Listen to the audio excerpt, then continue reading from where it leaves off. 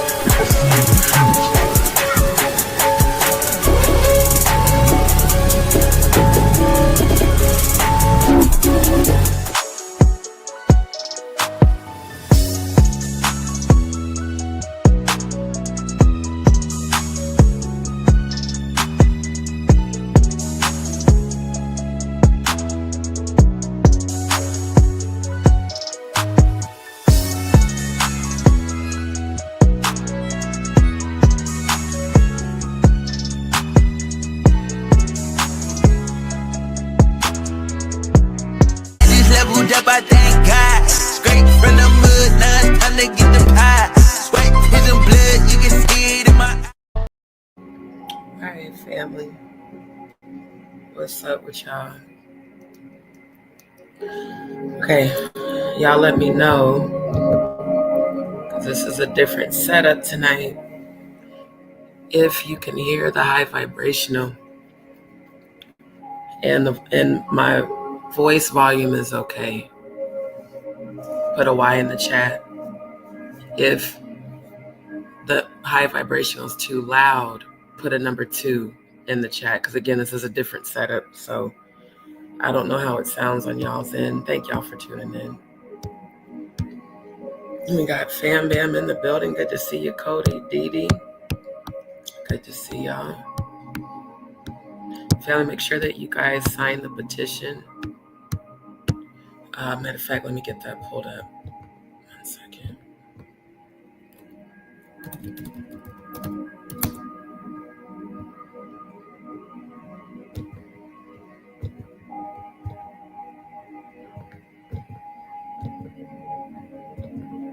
All right, so yeah, family, make sure that you are signing and sharing the petition, please. All right, we got Cece, we got Faye in the building.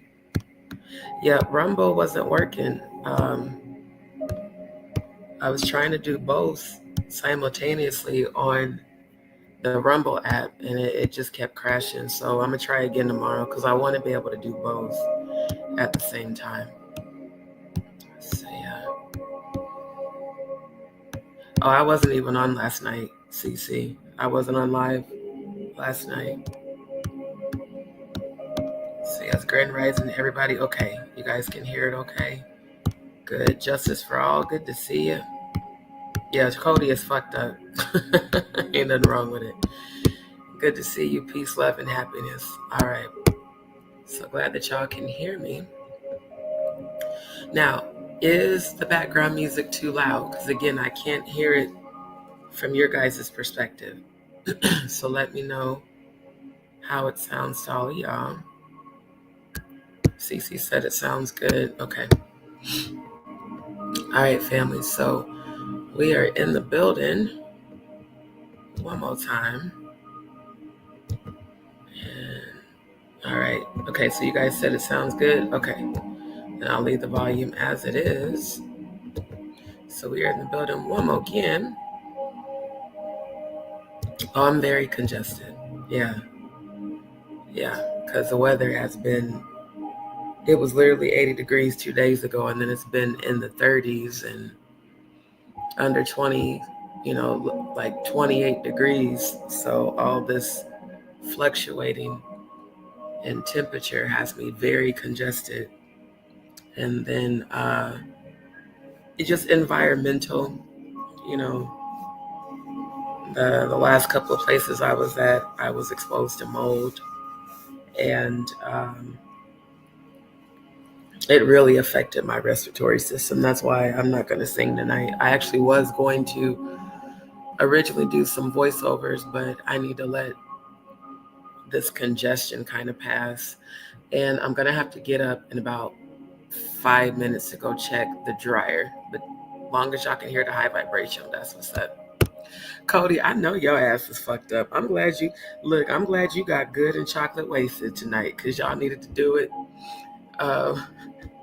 Because I'm going to laugh every time you say I bought and yeah, this constant, summer one day, winter the next. My immune system, I'm building it up, but I do have an autoimmune condition I was born with, and my immune system is not feeling the 80 degrees one day and then 30 the next. I'm like, if y'all could, Houston, pick a damn season and stick to it. Because, I got to pretty much carry summer and winter clothes. That's ridiculous. But we here anyhow. Unapologetically Black, Grand Rising, my love. Okay, the background's good. Good to know. So, yeah, no, I didn't go live last night. I was way too tired. Yeah, you and the quality control and the bot and Cody, I know your ass is feeling good. Yeah, it's been real crazy. And then I was breathing in that mold at the last two locations. So, and then like I said, today it's been in the 30s, and I think right now it's below that, which is weird for Houston. It's normally not this cold. It's like 36 degrees. But it was 28 last night. So yeah, I am quite congested. I don't know why. After I took a shower, I had a whole sneezing fit and got even more congested. So I'm downing my raw honey. And I think I might grab me another cough drop. So yeah, but we here. So yeah, yep. Hakuna Matata, good to see you in the building. Good to see you. It's afternoon where you are. Well, it's 2:30 where I am, 2:30 a.m. So grand rising and good afternoon to everybody in the building. So we're going to have a little bit of Throwback Thursday tonight. I'm trying to bring up, because I had shared, hold on, y'all. I had shared to my email some more of my artwork. Give me a second. And now I can't find it in my email. Hold on, y'all.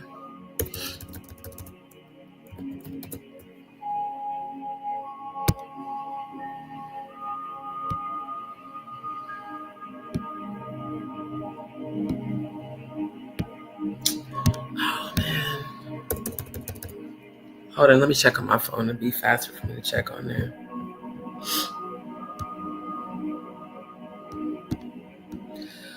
Yeah, after I had to call them people on them. DD, good to see you. Philippines in the building. That's what I'm talking. I love our international family. I really do. I really do. 8:30 Friday morning. Oh, yeah, so you way ahead of me. You must be in Australia, Faye. Because, yeah, it's 2:30 where I'm at. Wow, I can't believe it's 24 in South Carolina. That's wild. Okay, so Unapologetically Black, you must be on Pacific time. Yeah, I'm on Central. Give me a second. Plus, not only congested, I'm really tired. I only had about 3 hours of sleep this past morning, and then I took a nap. this afternoon, but I got woken up by the people upstairs.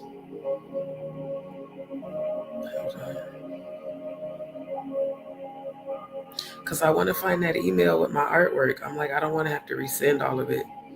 I found my digital art that I wanted to show y'all as part of the Throwback Thursday.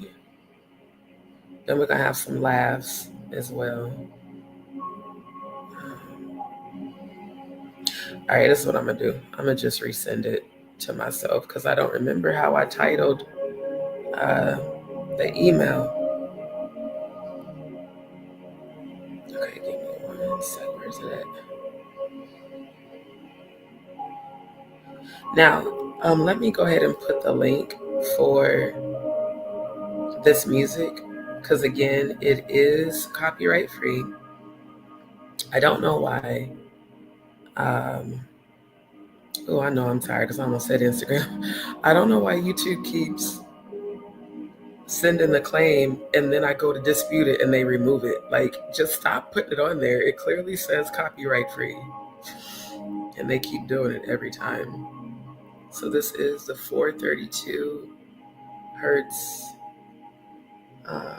What's the title? Yeah, meditation and relaxing music, copyright free. Okay.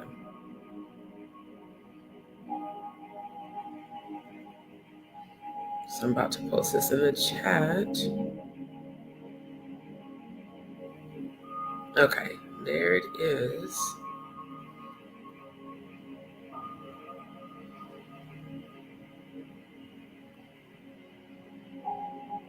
Okay, let's see.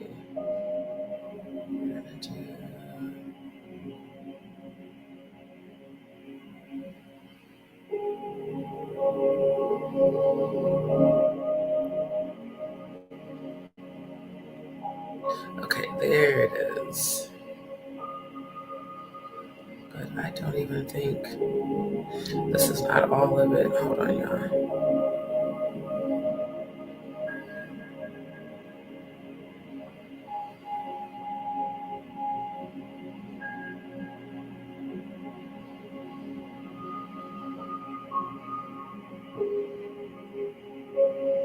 There it is. Okay, there it is. I found him. I had to look in my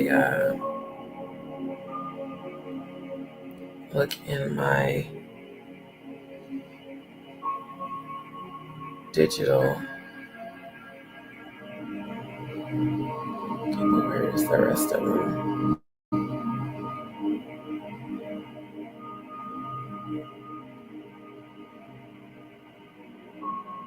Oh man! Oh, I can't wait to show you guys this. This is crazy. Because this is all stuff I did for my school projects, and just looking back at this, some of it is hilarious to see where I started and where I am now is a pretty funny thing. All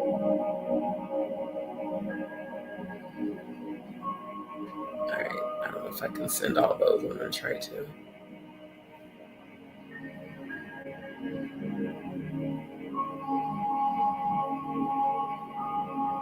Okay, it didn't send all of them. Let me see where it stopped at.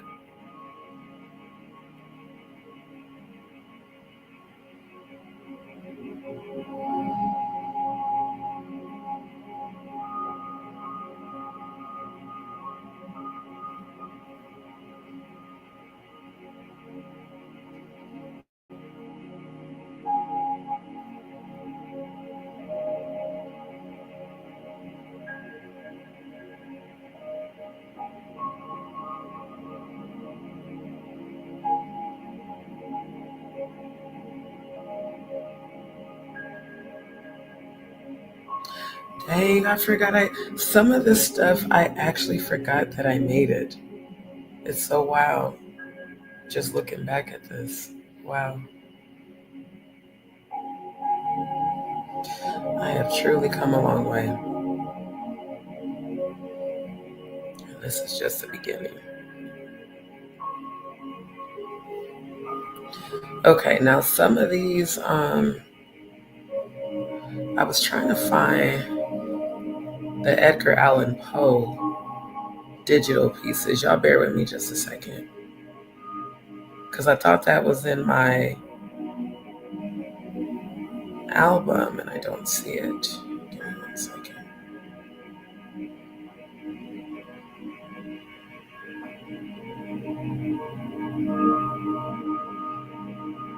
That's what we do on Instagram right now while I'm on live. Like, can you hurry it up? Oh my God, the Wi-Fi has suddenly slowed all the way down.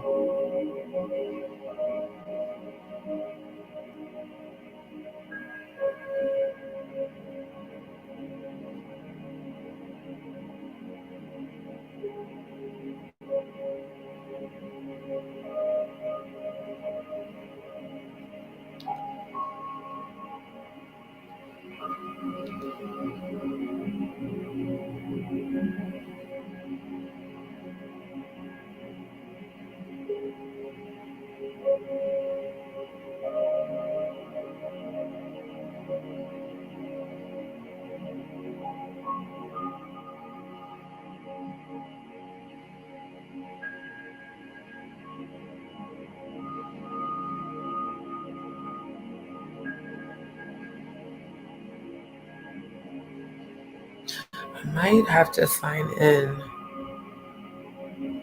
to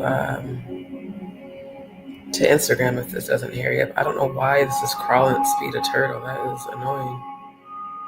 Oh, because it's trying to sync. Okay, can you not try to sync while I'm doing this? This is annoying.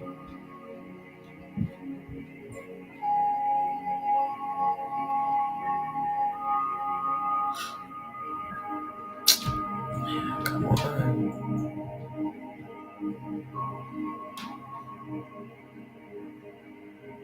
You know, I think it's so irresponsible as a parent to allow your children to be running around at damn near 3 o'clock in the morning. I don't know what the fuck's wrong with these people, but it's insane. Like, under no some circumstances should children who are small be up running around and hollering, screaming, and jumping. I don't know who they are. They need to stop that bullshit. You know what? I don't know why this is moving so slow. Hold on, y'all. I'm trying to pull up on my other page so I can take screenshots because I don't really feel like trying to log all the way into my other Instagram account. And because my phone is trying to sync, it's like slowing down the app. Y'all give me a second, bear with me.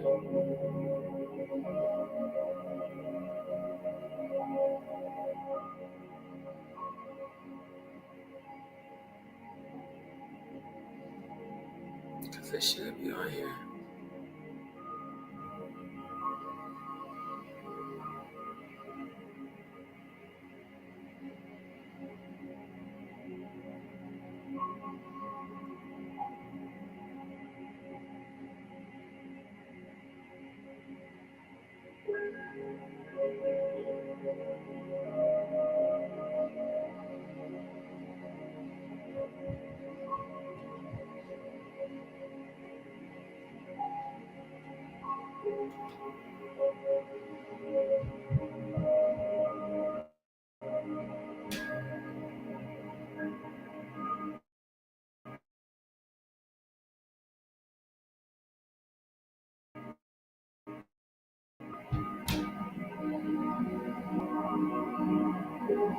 You know what? I'm going to just log in to Instagram. That's taking too long.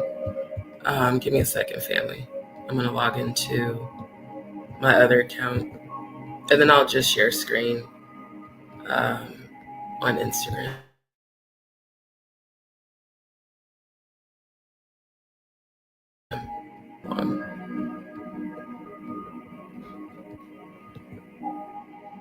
Or can I just go to my other?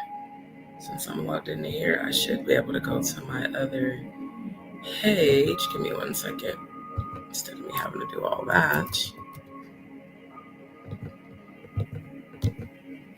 Okay, there we go. Perfecto. All right. So let's get our Throwback Thursday started. Let me scroll up and catch y'all's comments that I missed. Give me 1 second.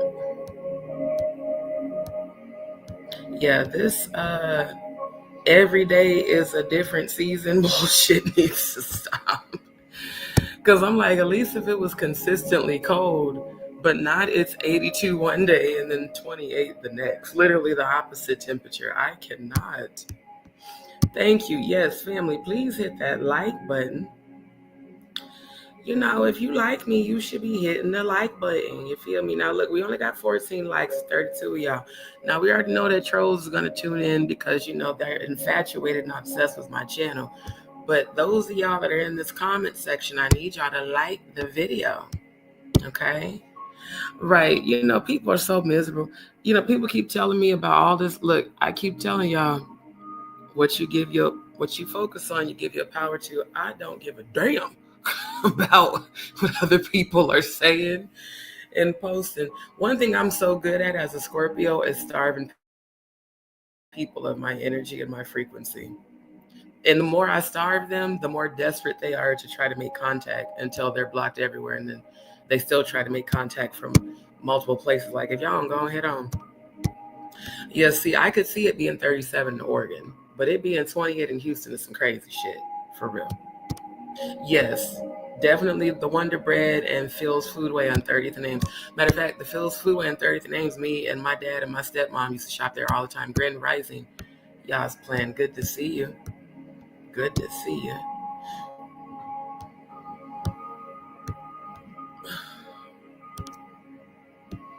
Why is it skipping? Oh, okay. All right, so let me get through these comments. Good to see everybody in the building. Yes, and matter of fact, family, let's send out a prayer for Cody's best friend, Haley. She is battling multiple types of cancer, and she's very young. She's in her early 20s. So we want to send all the positive energy and prayers and healing to our extended family member, Haley, who has come into contact with us via Cody. So let's send some positive energy, healing energy, and love and comfort to our good friend, Haley, which is Cody's bestie. Yes, I'm trying to find the Edgar Allan Poe, and it's like, ugh, I gotta find it because I really want to show you guys. Thank you. Yes, yes. I've been off the last couple of nights because I've been really, really tired and just dealing with so much stuff offline. So I was like, let me jump on tonight and, you know, be able to just talk with the family. So I'm glad to see that y'all are here and that y'all want to be here. Look, y'all, you can't leave YouTube because I take a couple of nights off now, family, because it's going to be like this. You know, I got a lot of stuff going on and new things that are going on in my life that are positive, but they do take my attention away from YouTube. So I don't want y'all to leave just because I might not be on for a couple nights, y'all. Stick with me. Stick with me, family. Lisa Adams, good to see you. Grand Rising, my love. Grand Rising. Yes, that slide in Humble Park, me and Alyssa used to go to all the time. Grand Rising, Yvonne. Good to see you, my love. Good to see you. Yes, yes, yes, yes.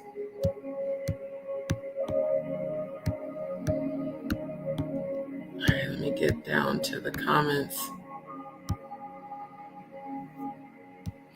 Wait, what? I don't even know who y'all are talking about, to be honest. I really don't, because I haven't even been on YouTube. I'm trying to bait to bring up. Oh, people are going to do that, you guys. You know what I realized? I'm not a celebrity, but people on YouTube are trying to make me one. Because it's like the more I focus on my own self and my own channel and I don't give energy to the low vibrationals, the more they're doing the most to try to get attention. Again, I'm a Scorpio. When I decide I am no longer exchanging energy with people and or a group of people, I starve them of my energy.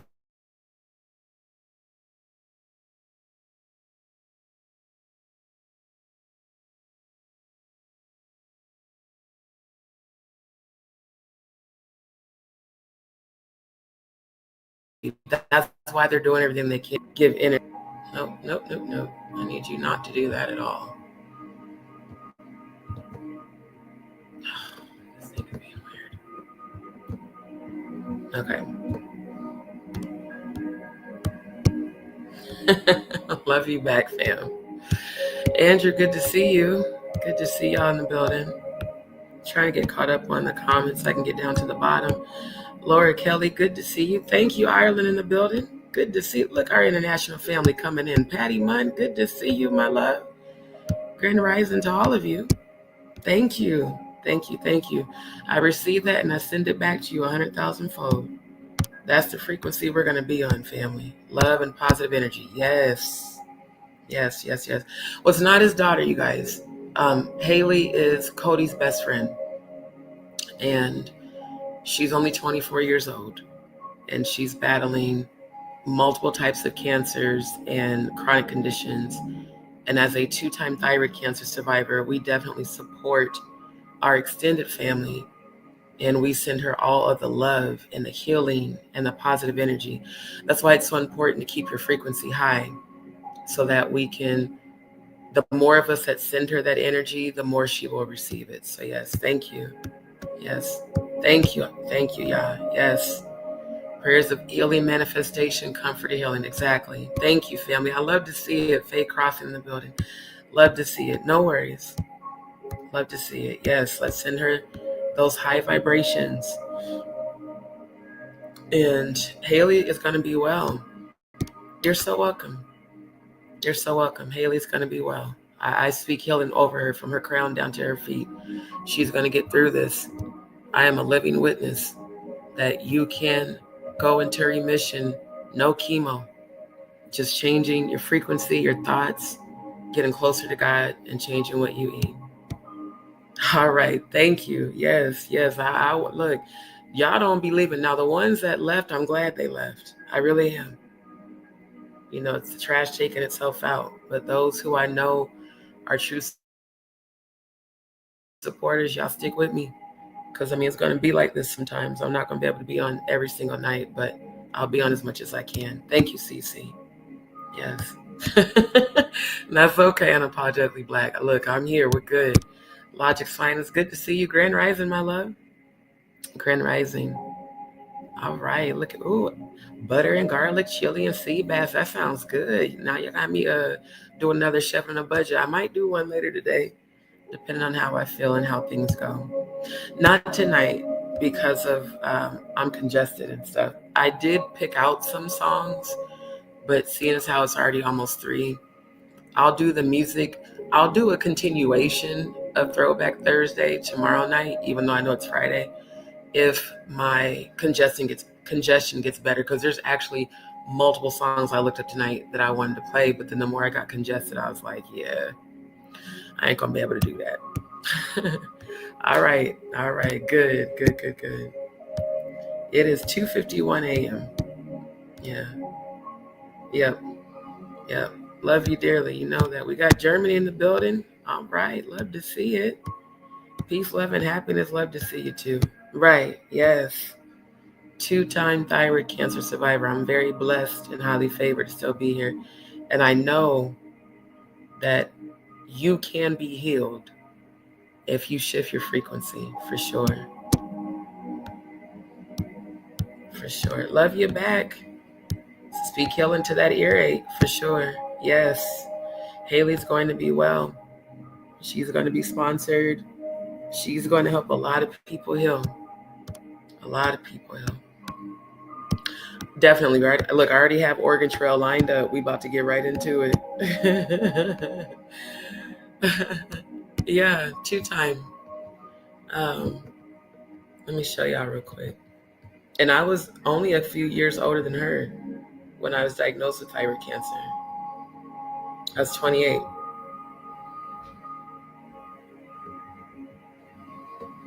Okay. Actually, no, I was 29. I was 28 when I was diagnosed with Graves. I was 29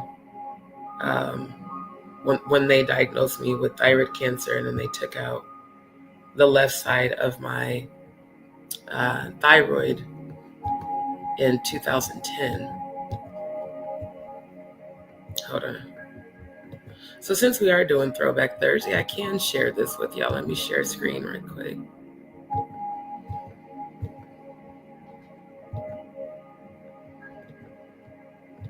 Make sure it's showing up.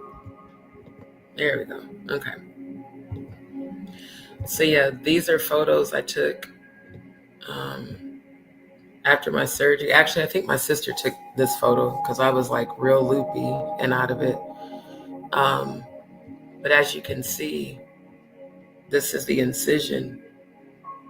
And this is why sometimes I can't hit certain notes because they cut across my vocal cords. Before my thyroid surgery, I was definitely an alto soprano. Now I'm just a regular alto. And that's also why sometimes I have trouble speaking and my voice goes hoarse a lot. That's actually a symptom of Graves' disease. But once you've had surgery and they cut across your vocal cords, they're never the same. I mean, because we're talking in March, it'll be 15 years since my surgery, and I still struggle with speaking and singing at times. But yeah, they did the incision here, and they used liquid stitches for it. And then they had to cut this hole into my chest area to let the fluid leak out after the surgery. And then this was me on the way home. So as you can see, the area was very swollen. Like even over here, like my whole neck was swollen, and I had to wear this gauze for 3 weeks. So every time I took a shower, I had to switch the gauze out, and you can see like the swelling and the redness. So I still have this scar to this day. I am living proof that you can go into remission. I went into remission twice, and then the third time they said it was interdeterminate, which meant that they couldn't rule it out. So they took out the left side. They took out the left side of my thyroid, and the right side that is left is still overactive. So this is how they found the cancer. So like you see this lady, how her neck protrudes the multinodular goiter. That's what I was diagnosed with. So this is what your thyroid gland is. It's like a little butterfly V-shaped gland at the very base of your neck, like right where you see this incision. So let me play it again. So like your thyroid is like here. It's, it's within your neck. But this is what they found. I had 13 biopsies between 2008 and 2010. And on the left side of my thyroid, so this side, there were 7 of these big tumors, and they grew on top of each other, and it would protrude out of the left side of my neck. And initially they were benign. They're called nodules. And like this is what it was before, just a single nodule. But then they started to grow and multiply. So they did what's called a thyroid lobectomy, left side thyroid lobectomy, in March of 2010, and they cut the whole left side out and left the right side.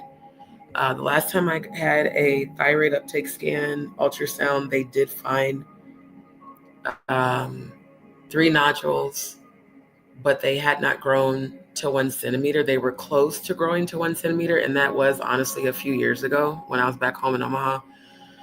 Basically, if the nodules grow past 1 centimeter, that means they're malignant.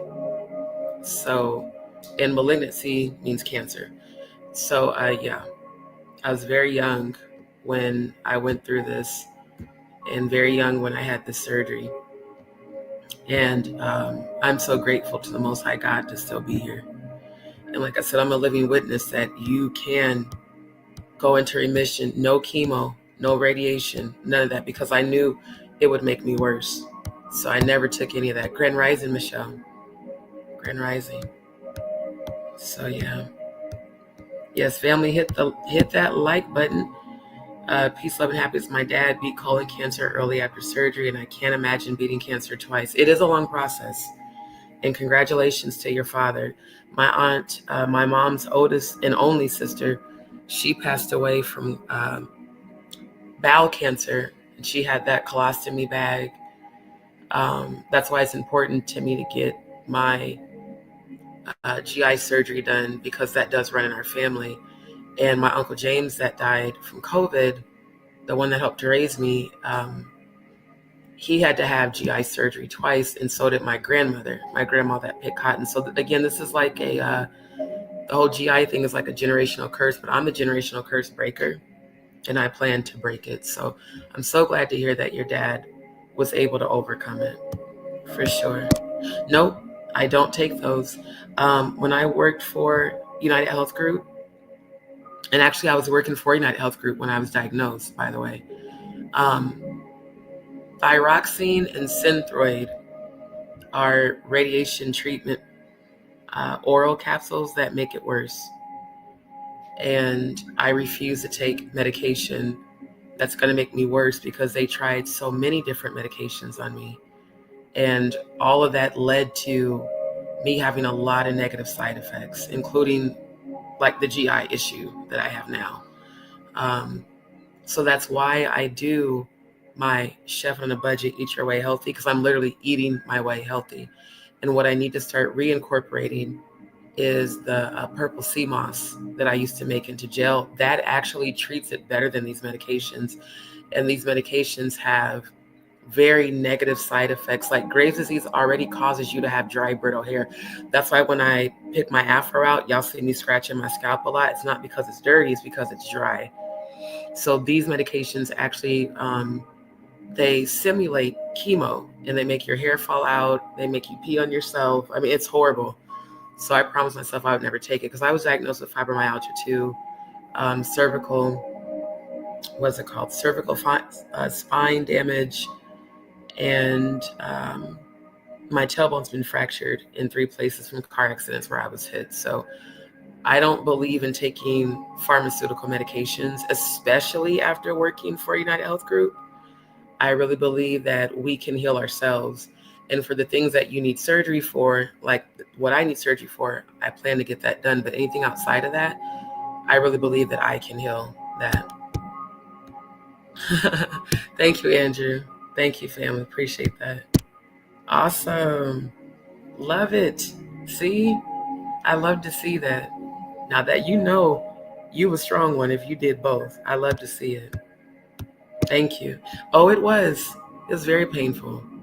And yeah, the recovery, when I tell y'all this shit right here, oh my God. Because, think about how sensitive that area is. And imagine feeling all of the muscles and tendons and nerve endings. It burned and itched. Oh, it itched horribly when it was healing. And it also was very sore. So that's why sometimes if I'm singing and my voice gets really hoarse and raspy, it's just a symptom of Graves' disease, the thyroid condition. But like I said, I thank God I'm still here. Every time I look at this, I don't care what I'm going through, it puts me in a space of gratitude, because I could have not been here, And I thank God that I'm here to say I am 15 years, going on 15 years, thyroid cancer free. That's a blessing. Huge blessing. Yeah. Thank you, my love. I receive that. Thank you. Peace, love, and happiness. I love that. Not you. You allergic to ranching off. Not you allergic to washing up. Oh my God. That is funny. I know. Thank you, yeah. Thank you. Sending you love back. Yeah, definitely I will look into it. Right, right, right. Yep. And I like that you survived it without that. That's a blessing. Definitely a blessing. Right. Prayer, diet, and positive thinking. Literally, that's how I got through it. When I was dealing with thyroid cancer, that's when I got the closest to the Most High God. Y'all do realize that was when I started researching all of this stuff. The reason I went into that obsessive research was because I didn't know if I was going to wake up the next day having been diagnosed with cancer. And that's why I went into all that in-depth study of things in 2008. And in 2009, I was diagnosed officially January 2009. And then March of 2010, they removed the left side of my thyroid. But I was initially diagnosed in late 2008. And that's when I was researching all that stuff. So yes, thank you. Family, hit that like button. Thank you so much. Thank you so much. Yes. Yeah, I'm going to go check it. Thank you, Cece. Thank you.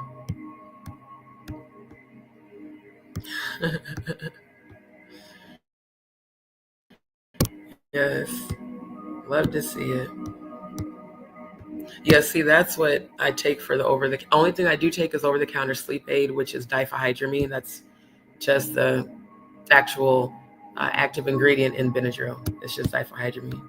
Right. Absolutely. We were created to heal ourselves through our brain. The brain tells the body what to do. So even when I don't feel well, I start thanking the Most High within me for my healing. And I start speaking healing over my body. And Cody, make sure, I don't know if Haley's watching, but make sure to tell her that, to speak healing over herself every time they say something to her that, they tell her, oh, something negative, just tell her to speak healing over herself. Yeah, the thyroid meds really make you worse, especially thyroxine and Synthroid, because again, I worked for United Health Group, and I worked on the other side of the orals department. Oral department did all the pills, all the pharmaceutical oral medications in pill form, but I worked in the specialty injectables department. So like Humarin, what else was one of the main ones? All those Humira, so many different medications that people inject. Cyanocobalamin, which is B12, the Zosterfax, and so I know about, there's more negative side effects to pharmaceutical medication than just living without it. Like literally, it would have made me much worse than I am now. And I was like, yeah, no thanks. I will heal myself naturally, for sure. Yes, definitely. It's a blessing to all who survive it. So yes. Thank you, Yvonne. Appreciate that, my love. Yeah, let her know to just start speaking healing over her body. Every time. I don't care what they tell her. Tell her to say to herself, I do not receive what these doctors told me, because that's what I did. And I got closer to God. I changed my whole outlook on life. I changed what I ate, and I changed how I thought. And then my healing came in after that. Yes, that too as well. And instead of the injections, if you want a huge amount of vitamin C, eat raw pineapple. Believe it or not, raw pineapple has 300% more vitamin C than actual oranges. And I learned that in culinary school and culinary nutrition. So again, we can eat our way healthy where you don't even have to take any sort of medication. Yeah. And that's a good diet too. Yeah, definitely. All right. So let me get into, give me 1 second.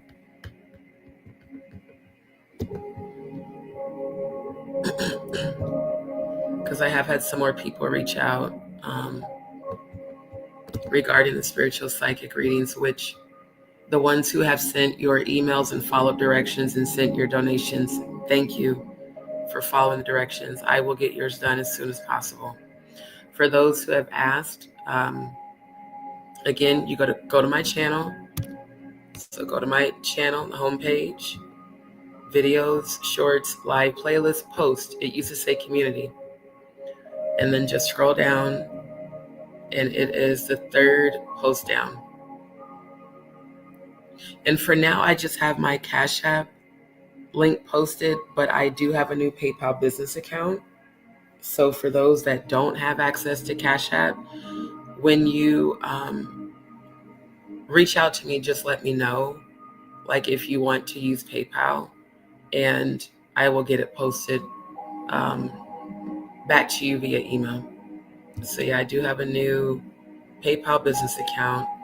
I'm very grateful for Justice, because the Franca Avi fake subscriber that attempted to report the money she sent as fraud, PayPal actually finalized that dispute in my favor, because I was able to prove that she lied. And a lot of people, a lot of these trolls, people have been sending them. I can't say specifically, but I'm pretty sure I know who's behind the bullshit. I want all of you trolls and all you haters to know you actually helped my PayPal account, because I was able to provide evidence that Franca Avi was lying, and they actually ruled in my favor and stopped that whole thing. So after all that happened, when I talked to PayPal, there's like, it probably would be best just for you to start a new business account, because with the business account, my international supporters, you guys can send channel donations without it holding anything. She was like, and also family, I found out the reason they kept blocking some of you.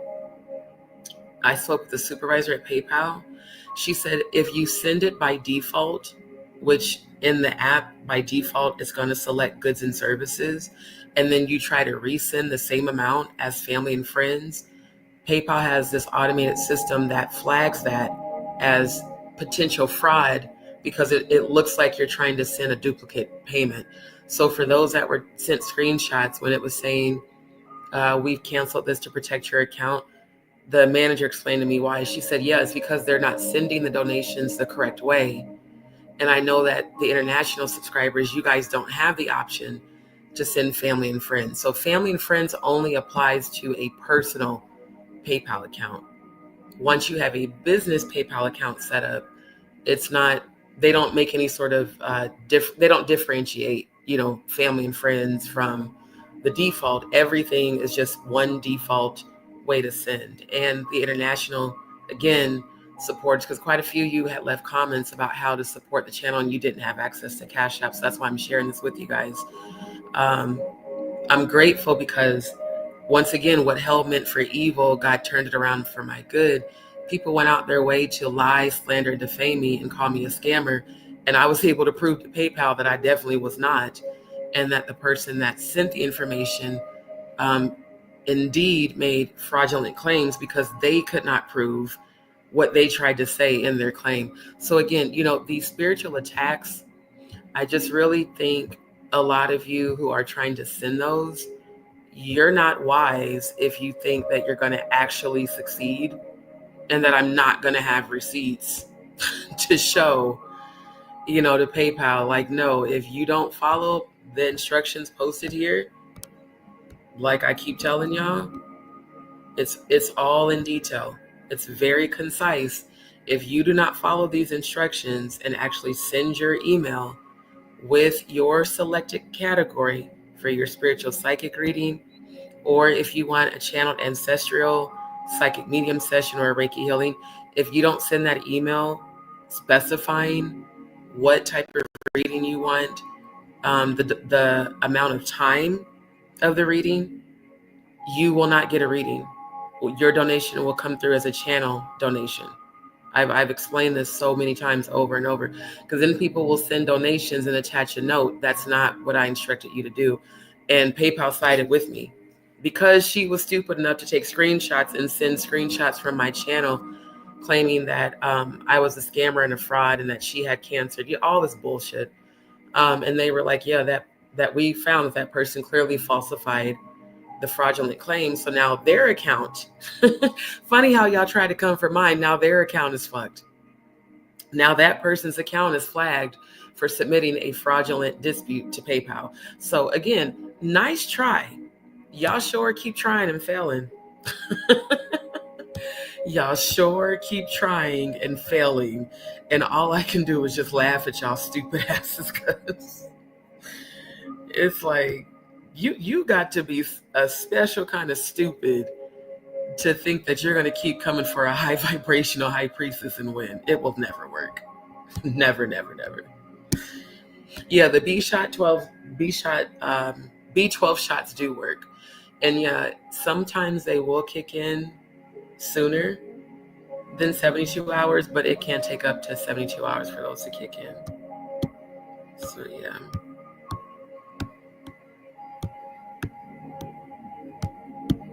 Right.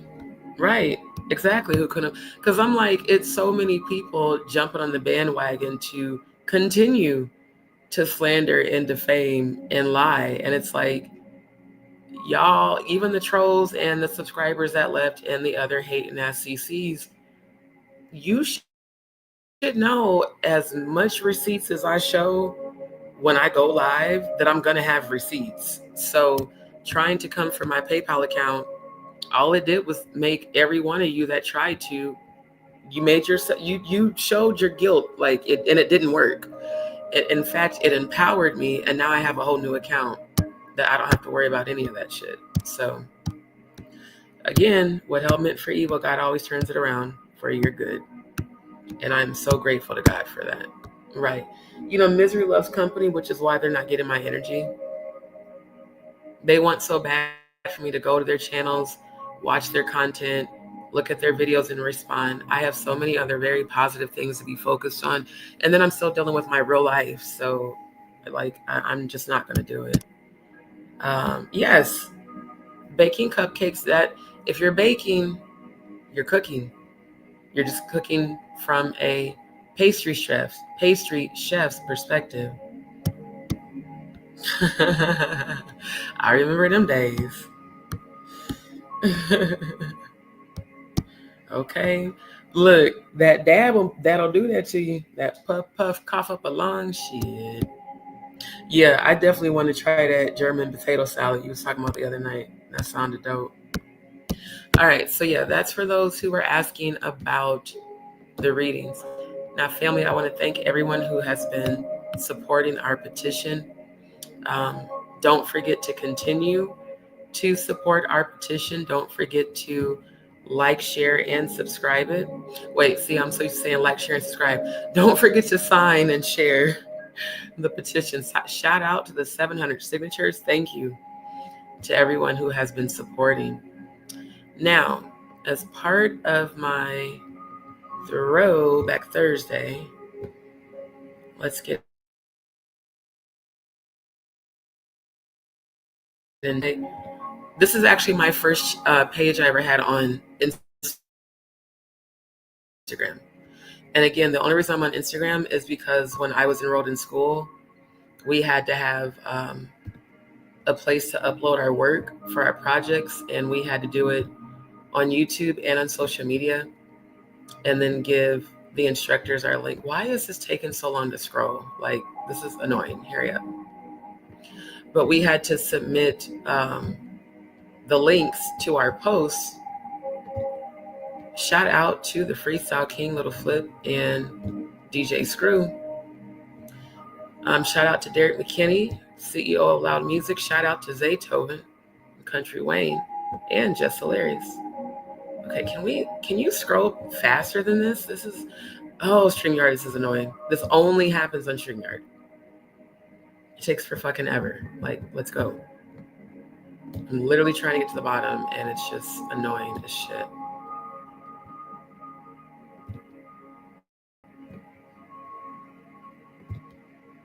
Because I want to show you guys how I got started.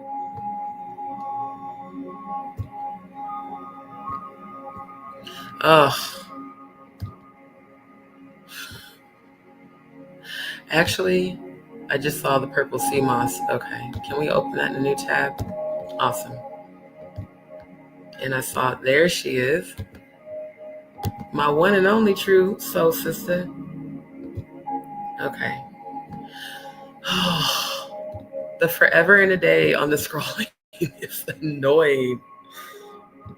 It's just because I'm sharing screen. Like, can we not go this slow? All right. Let's keep scrolling. Let's keep scrolling.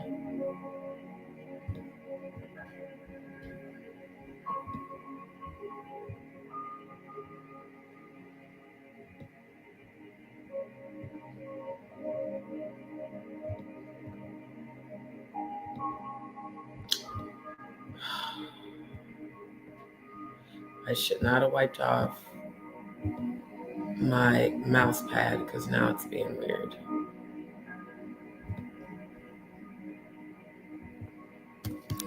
Let me just use the touch screen because the mouse pad is being dumb right now.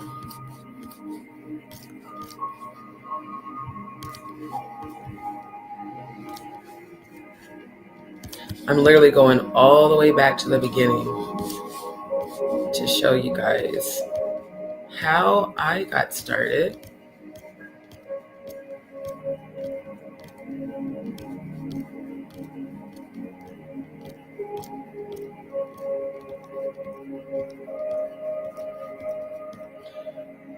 Okay, can I go a little bit faster?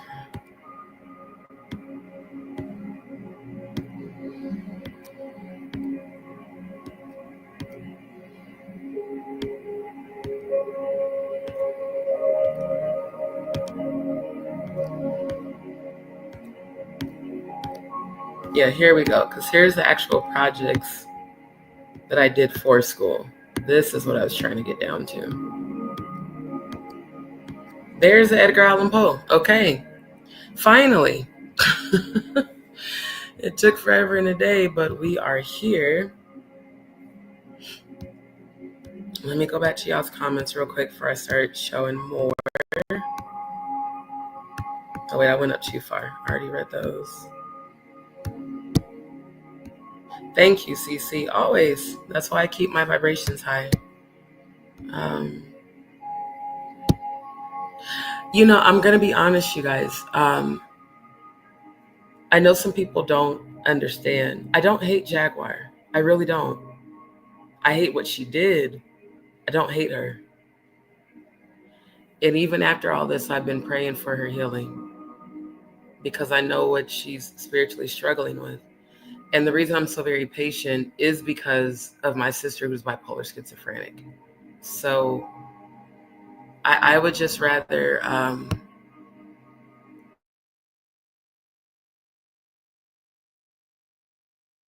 anyone's channels and watching their content.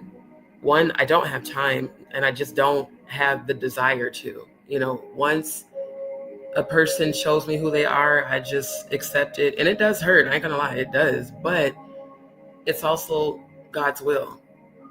Because I noticed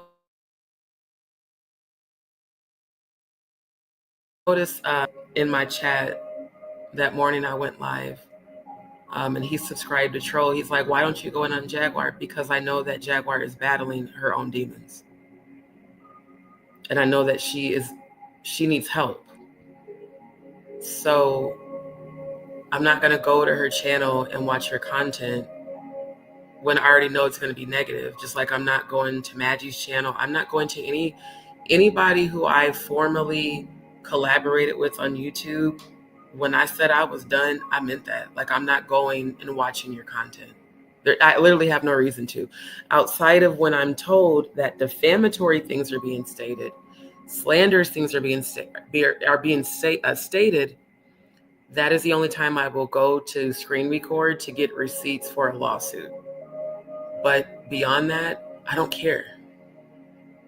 Ultimately, I have accepted what happened.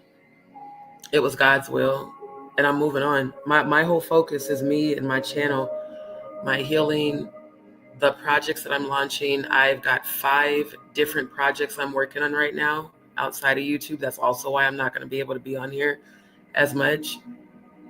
And I am in the process of restabilizing my life.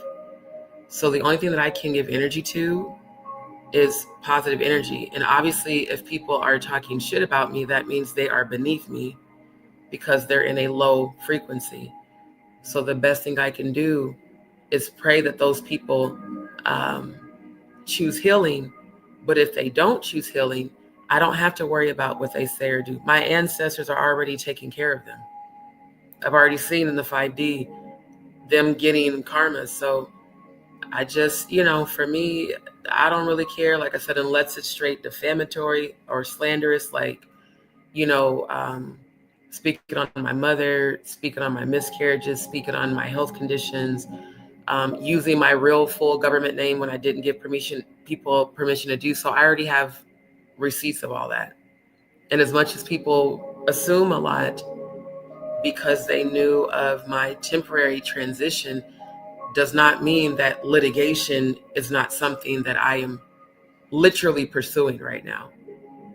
So if I'm pursuing litigation, the last thing I'm going to do is lower my frequency to go back and forth with people who are battling their own demons. I'm just not going to do it. Straight up. Right. I can't. I literally can't. I cannot give my energy to other people's negativity. I have so much I'm dealing with in real life. That's why I'm very reclusive right now. And I'm only communicating with not even, I can't even say a handful of people because it's less than 5. The only people I'm exchanging energy with are those who are reciprocal when it comes to positive energy. And, we're genuinely there for one another. Anything that's on a low frequency or a negative frequency doesn't deserve my attention or my energy. Because again, what you focus on, you give your power to. I'm not giving my power to people who are miserable within themselves, but they're definitely giving me their power every time they talk shit, gossip, do spell work and evil prayers.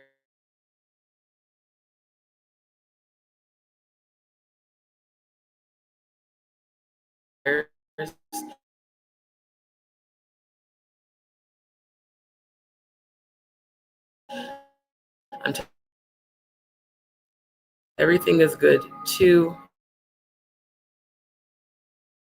go. Right. Exactly. Right. I have to work in my calling. I have to do exactly what the celestials asked me to do in heaven and what the Most High God told me to do. And I'm a Scorpio. I'm very loyal. So if I ever did care about you, I still care. I just can't fuck with you. It doesn't mean I hate people. No, I recognize things as spiritual sickness and mental sickness. And for me, looking at this whole situation from that perspective, on a human level, did it hurt? Absolutely. If I really love and care about somebody, it hurts when they betray me. But it also causes me to put up that scorpionic protective shell and keep those people away from me while also praying for them. Because ultimately, as a high vibrational high priestess, my calling is indeed to bring healing to this planet. It's not to argue and go back and forth with people. It's to bring healing. So I cannot force a person to raise their frequency. I cannot force a person to choose healing.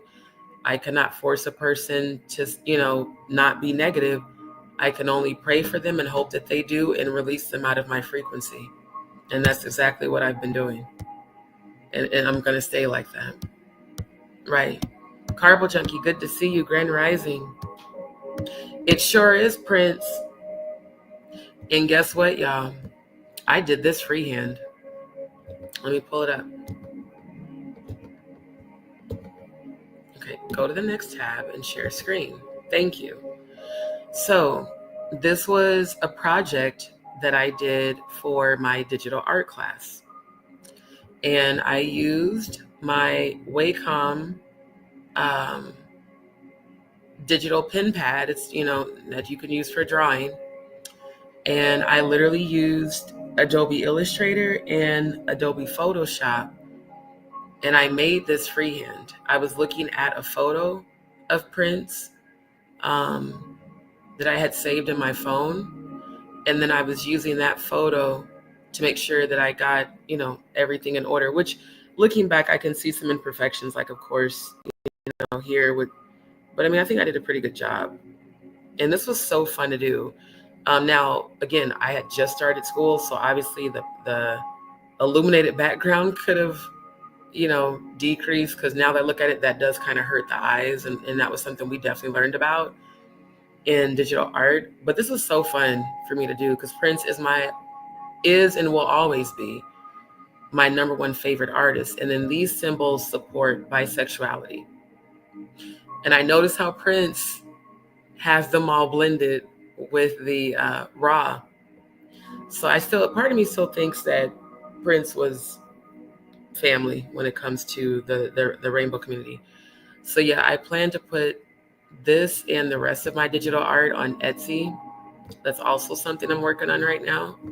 So like I said, I've got so many other things to focus on. Drama and, bullshit on YouTube is just not worth my energy at all. This was another project I did. It was a magazine cover project I designed for my typography class. And this was my youngest niece when she was a toddler, and she took after her auntie. She saw me in the kitchen, and her and my middle niece, her older sister, and they said, "Aunt Tay, we want to learn how to cook like you." Because, like I said, my real name is Dante. My mom named me after the 70s band called Tony Orlando and the Dons. And I still don't know who they are, but my dad added the TE. So all of my nieces and nephews have always called me Aunt Tay Tay, like all the time. So what I did is I created a magazine cover. I took this photo of her. And then I removed the background on Adobe Photoshop. And then I used Photoshop to create the typography, the color, And again, this was when I first started school. But yeah, this was an advertisement for kids' chef uniforms, baking as easy as 1, 2, 3. Oh, my babies are my heart. I love them so much. Now, just because we were just talking about this is the fresh purple sea moss that I do actually boil and make into sea moss gel. That's coming soon, and that will be able to be shipped. So like I said, I got a lot of stuff I'm working on, and getting my art out there is the priority, in fact, for today. Later today, I'm going to get my digital art out there on my Etsy platform. Okay, here is the Edgar Allan Poe of it all. The reason I'm opening new tabs so that I don't have to keep scrolling 11 times. Now, so you guys remember when I showed you the analog version of that in my sketchbook? This was the end result for my project. Yeah, I was playing. Thank you, yeah. Thank you. Yeah. Right. We do. We know how to see. I'm a Scorpio. I'm in my Phoenix rising energy. I know how to rise from the ashes and come back more powerful. That's literally where I'm at in my evolution right now. I'm not in a space where I want to go back and forth with people at all. I'm in a space where I want peace, and peace is my priority, so that's my focus. Right, exactly. Grand Rising Soul, sounds good to see you, my love. That is Prince. Yep, my number one favorite artist of all time. Yep. It does hurt, Hakuna, but like I said, I'm a real genuine person. If I love and care about you, it doesn't mean, oh, all of a sudden I hate you. That care is still there. The exchange of energy is not. Because I've got to protect my peace, and I've got to maintain a high frequency. I am a real genuine person. If I love and care about you, I still care about you. I just can't fuck with you. And it actually hurts me that I know I can't fuck with you because of the frequency that you're on. And I've had to let go of a lot of people, especially in 2024. And I still love all those people. I just can't fuck with them.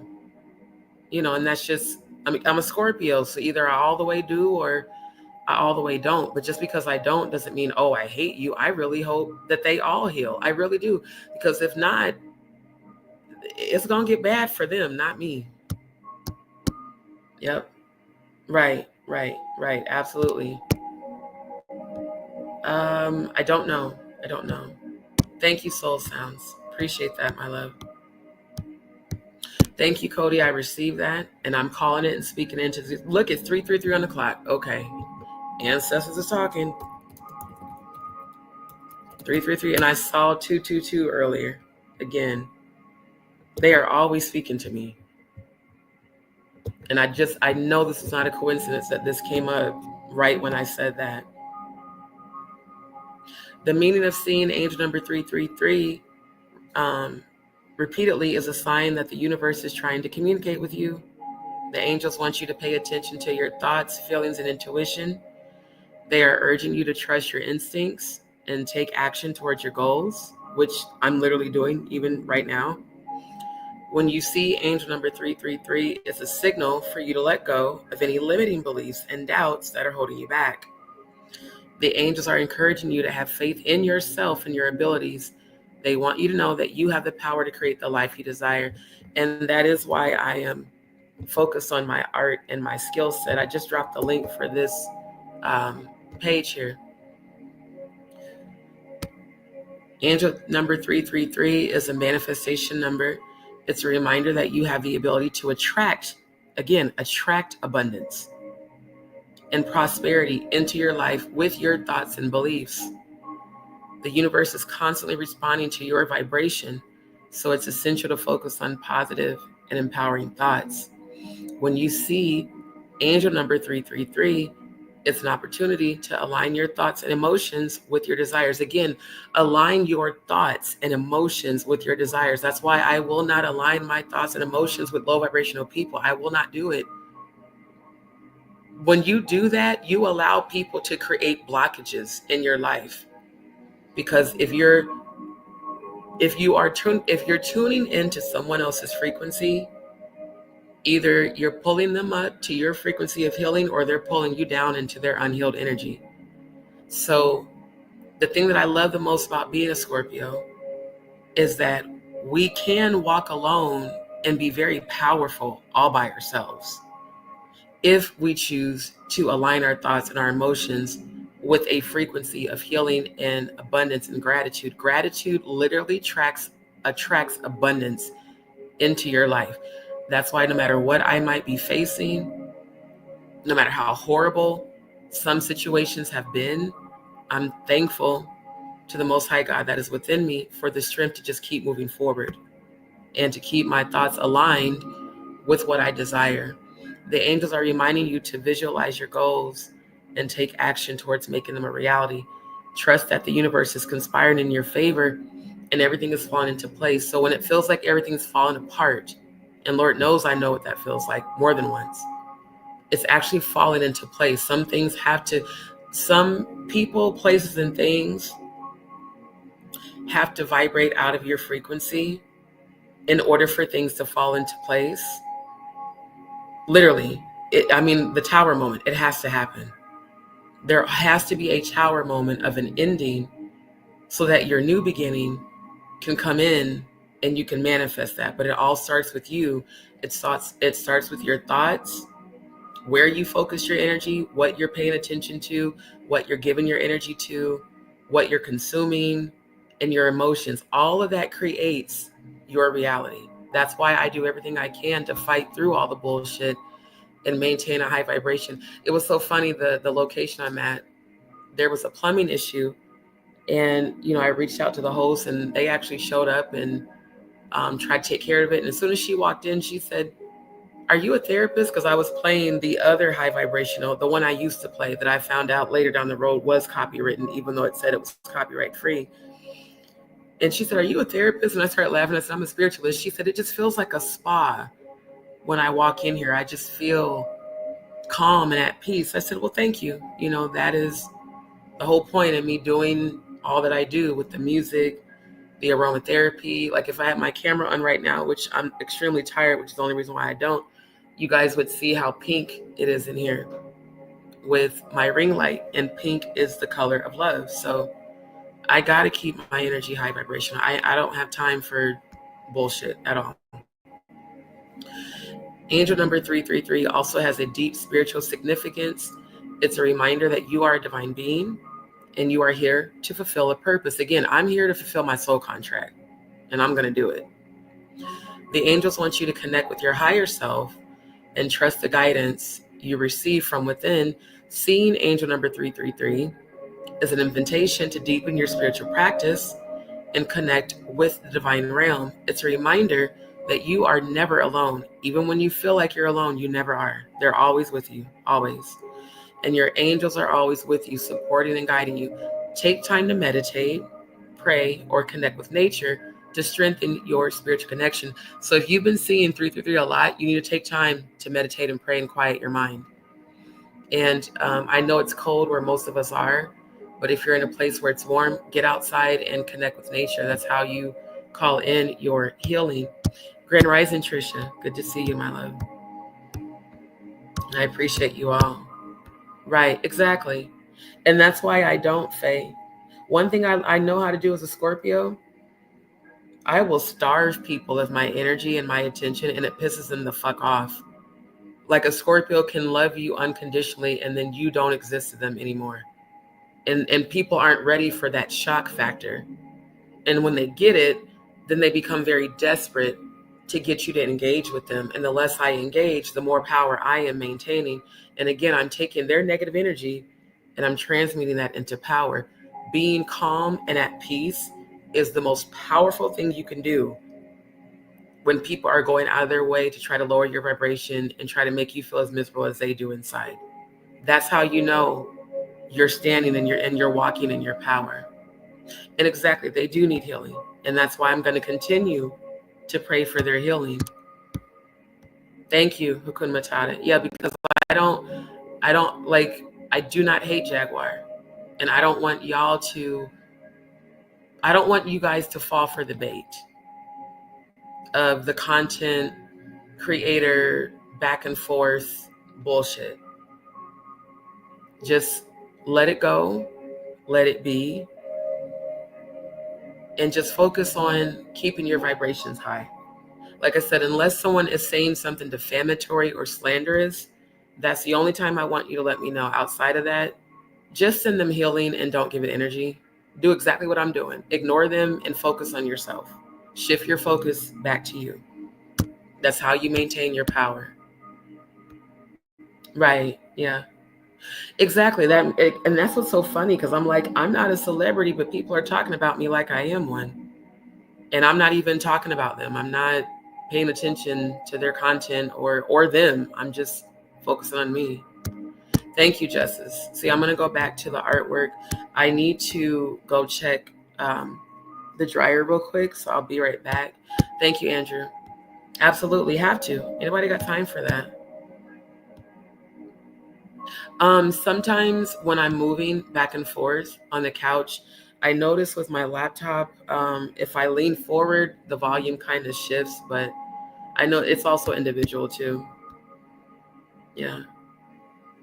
Yeah. But see, unapologetically Black, that's how I am.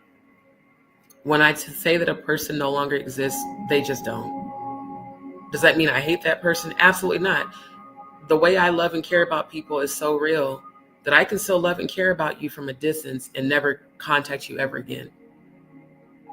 There's, like I said, holding hatred inside will only affect me. Not forgiving people will only affect me.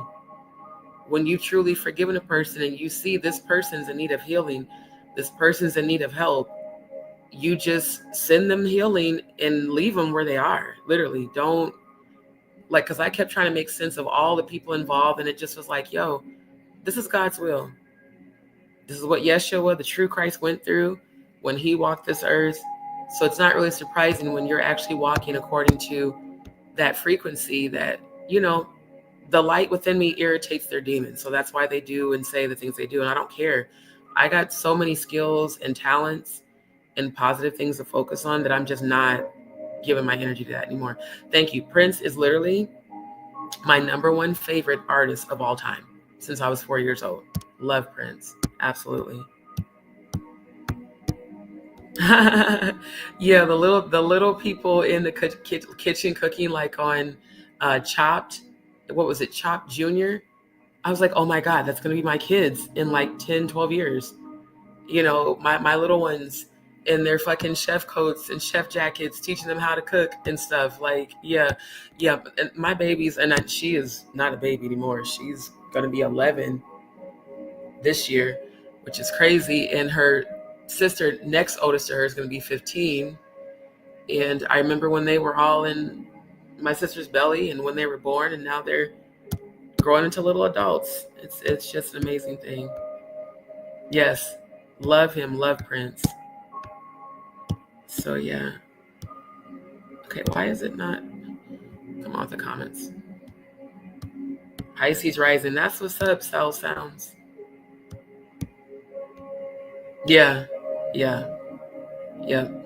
That's how we do. Like when we're done, we're done. We're not. And the reason I don't like to go back and forth with people is because it's stupid.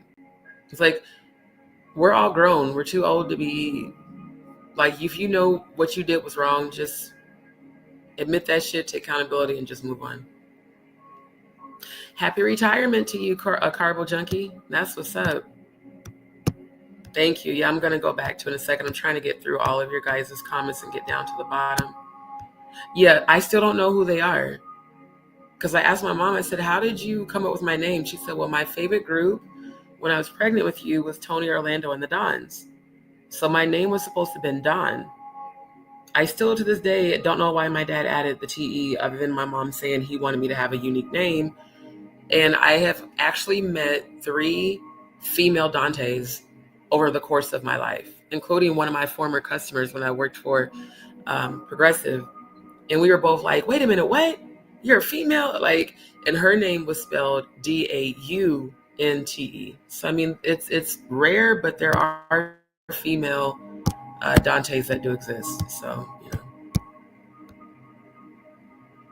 Me? No, I'm not a leap year birth. I was born in November. Yes, love. I literally have multiple albums of Prince, like the B-side hits, the very best of Prince. I mean, like the old school stuff. So, like I said, hopefully my congestion won't be as bad tomorrow, and I might go ahead and do the Throwback Thursday songs tomorrow night. Yeah.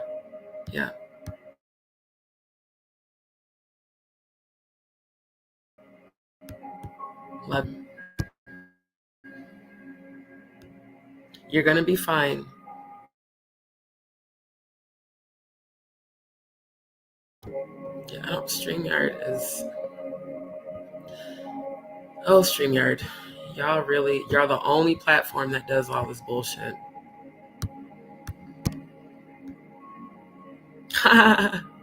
Definitely. Yeah, definitely divine. Just, this is getting on my nerves. Yep. You're welcome. You're welcome.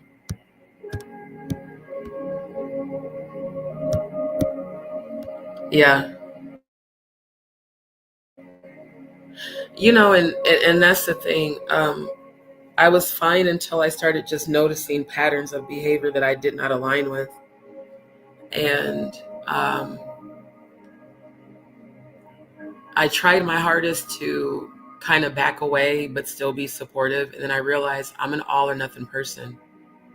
So if this energy that people are exchanging between one another is not a frequency that I resonate with, then why am I trying to maintain that, you know, when I need to just be focused on my own healing? So sorry to hear that, Carbo Junkie.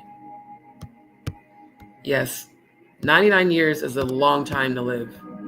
So yeah, Dee Dee, sending you healing. See, my father's birthday is in 4 days.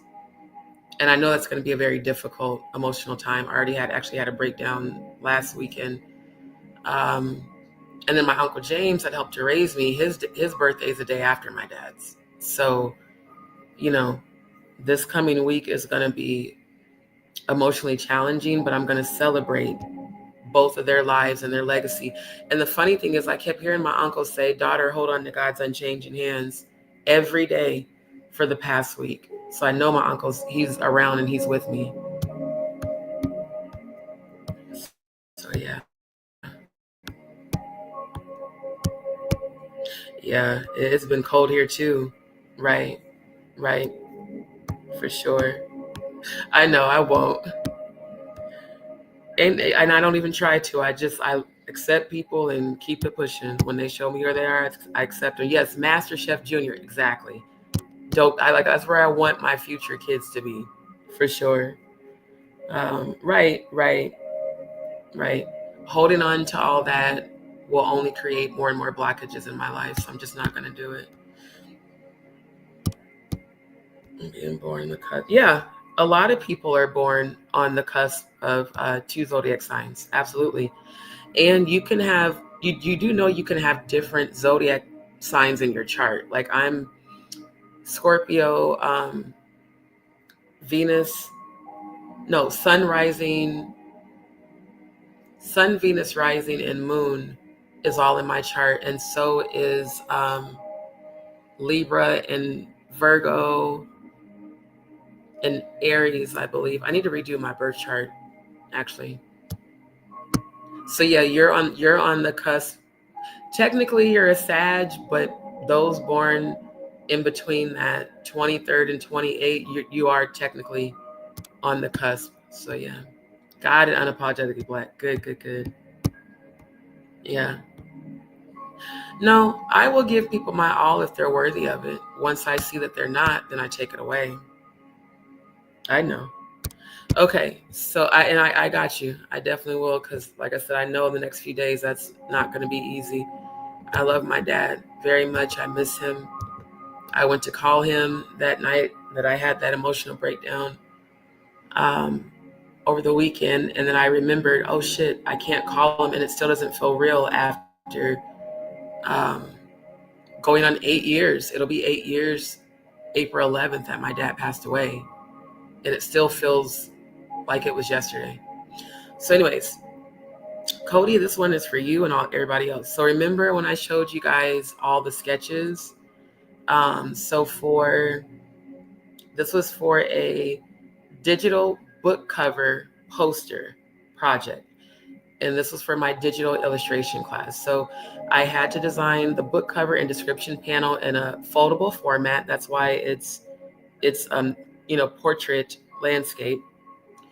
And basically this would be the cover, and then this is the back of the cover. I chose Edgar Allan Poe's The Murders in the Rue Morgue for my book, as he's one of my favorite childhood authors. I used my Wacom digital tablet to design and develop this piece. The graphic on the book cover I drew by hand. So yeah, I drew the orangutan freehand and the woman with the severed neck, the blood, the bloody blade, and then of course I used typography for the title and the author. So yeah, I did this June of 2018 for that class. And then this, I called this was a digital painting, and I call it Beautiful Passion Pink Rose. It's a canvas print, and I actually can print this and make it available. So like I said, all of these that I'm showing you, you guys will see this on my Etsy store. And for those that are interested in purchasing any of the artwork, I will have the detail there. And for sure, you can reach out to me. Now, this was an abstract digital art piece that I did. And it was called a Canvas Prints and Immediate Digital Download. So these were all projects for the accelerated technology degree program that I was enrolled in.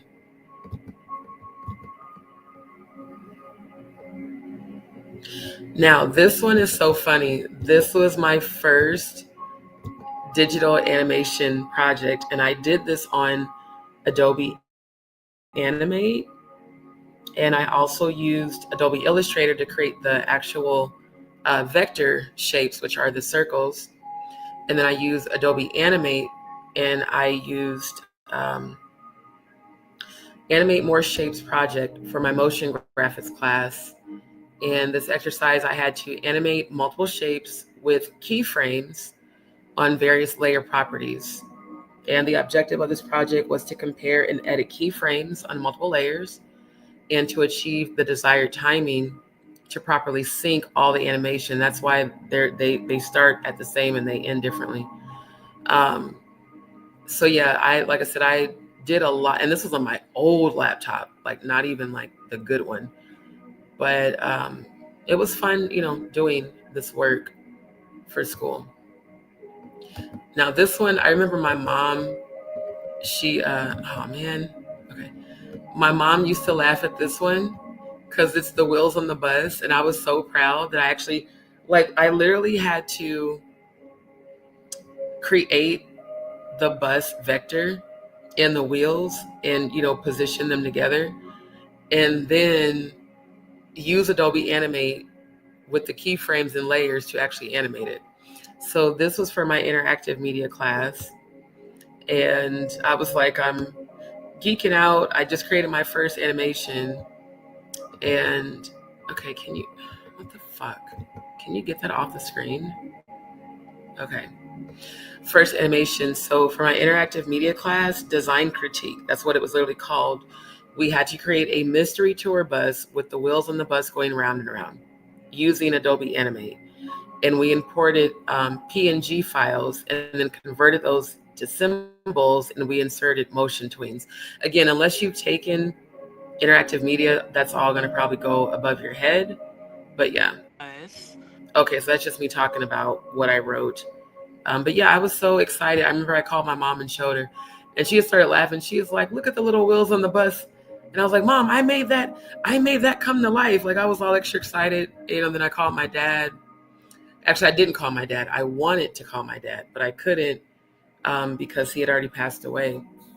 And so the reason I went so hard with class, that is what kept me connected to my father, was going hard in school, because he's the one that encouraged me to start working towards a technology degree, because my father was a software engineer. So I know front end development. He knew front and back end development. And then he spoke even hardware, computer hardware. He knew how to compose all that. So this was part one of many exercise projects for my motion graphics class. I exceeded my deadline, and I used Adobe After Effects to create what's called a new composition, then a new solid layer, and finally a shape layer. After that, I had to set the color of the solid color, lock it so it would function as background, and then import the Illustrator files composition. The Illustrator file is indeed the clock, and then this was the end result. So that I had, again, the reason I started on Instagram, my instructor told us, we need you to create a platform on YouTube, create a channel that's specifically to upload all of your editing content, and then create a social media page and write in detail in your description what you did. And they would come to our, individual pages just to make sure that we were doing the work, because again, it was online. So yeah, this is what I did. Part two was creating the slow clock final animation. And then we had to list how many different steps we had to go through to complete it. So the only reason I'm on Instagram is because of me being enrolled in that accelerated technology degree program. And initially, when I first started Instagram, my page was called D's Media Production. And my instructor was like, that's really long, so see if you can shorten it up. And so I decided to do DMP Studios. But there was already a brand name with that name, so I added the one to make it unique to me. And then that's how I got on Instagram, because I had this page way before I ever had my JustDee show page. because this was created for school specifically. Now, let me go to y'all's comments real quick because I know I'm sharing screen. Hold on. Let me go back up.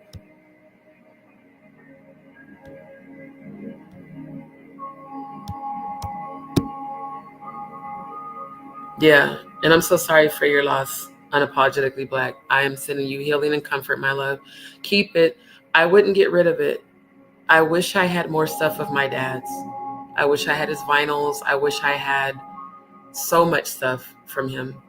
So what I have inherited from him, I'm using that to honor him, not just to showcase my skill set, but that was our bond, was all of my techie stuff that I know and that I learned, I taught myself, but I inherited from my dad. So keep her stuff, because trust me, as time goes on, you're going to want to hold that stuff physically. I have a clock from my father, and then I've got that New Orleans baby shirt that me and my sister wore, but that's all I have of him, and I wish I had more. Thank you, Cody. So yeah, I wanted you to see that specifically because I know you were requesting an art piece with Edgar Allan Poe. So I mean, I could print this one. I may even update it and make a new one, but I'm really proud of this because I literally did all this freehand with the Wacom tablet. Like none of this was a template. It's all freehand. Everything. Everything but the typography. That's the only thing that's not freehand is that. So thank you for the compliment. Appreciate it. And thank you, Justice. Appreciate it.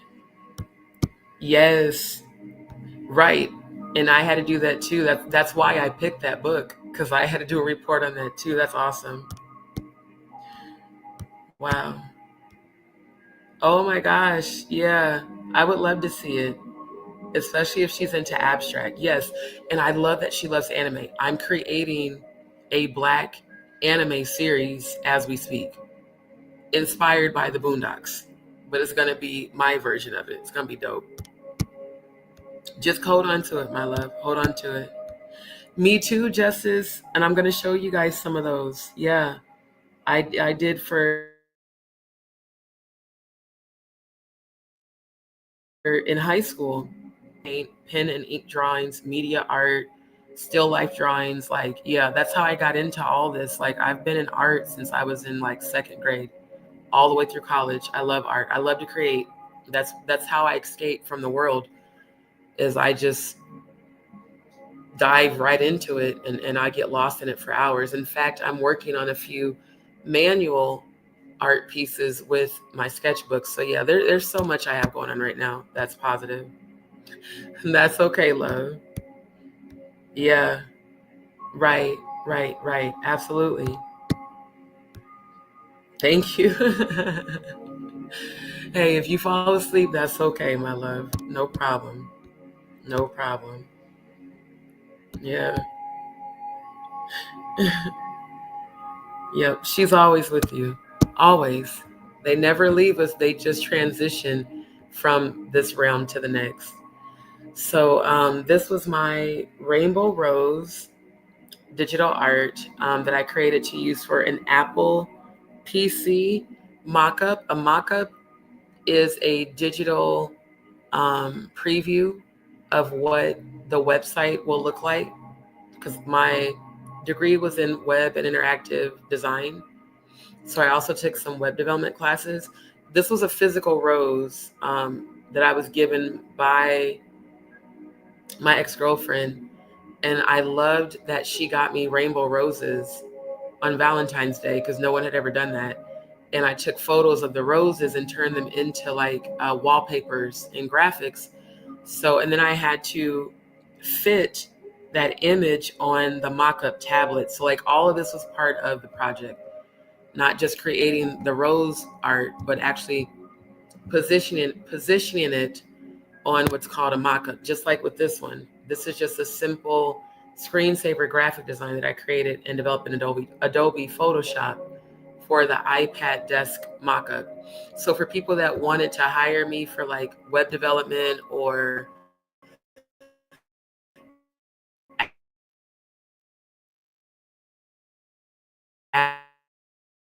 apps, these mock-ups are what you show a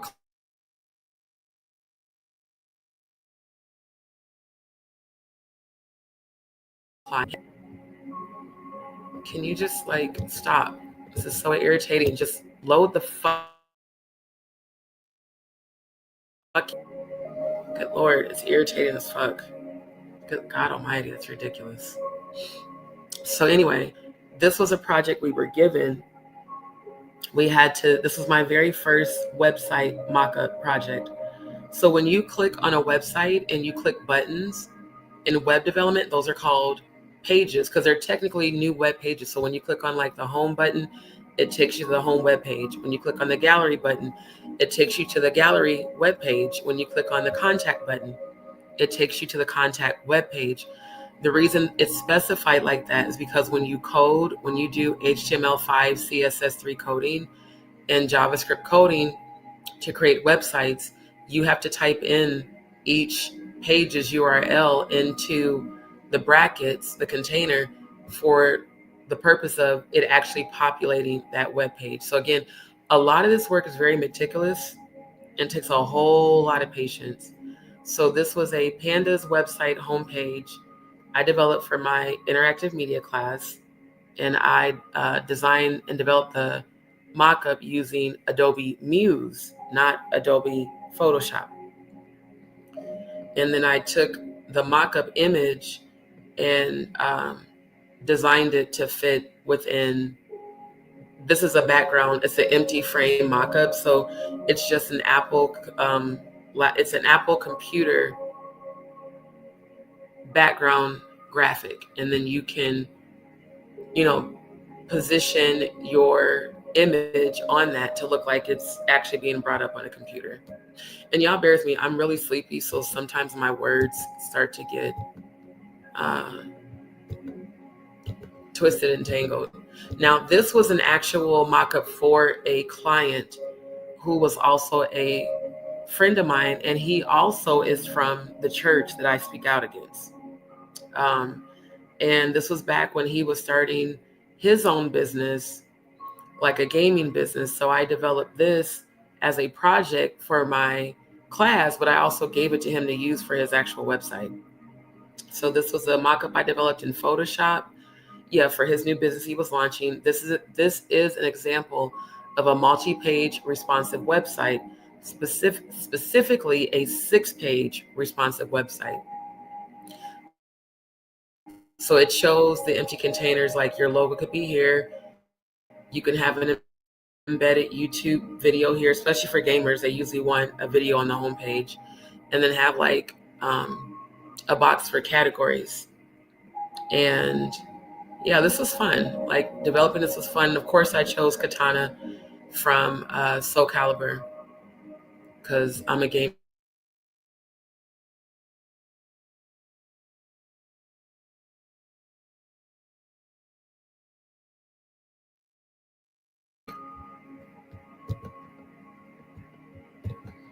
Okay, so this was a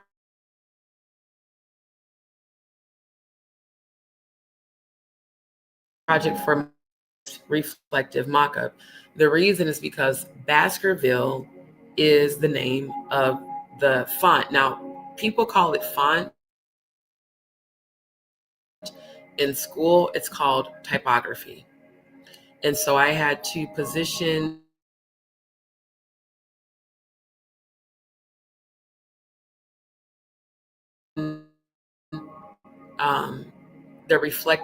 they gave us specific assignments, like you need to also make sure you flip the typography and fit it into your website mockup. Now, this was one of the first logo projects I did. And now, because I'm so much better than this now, but at the time, I thought this was dope as shit. And I got an A on it. A brand project, style guide for my print design class. So we had to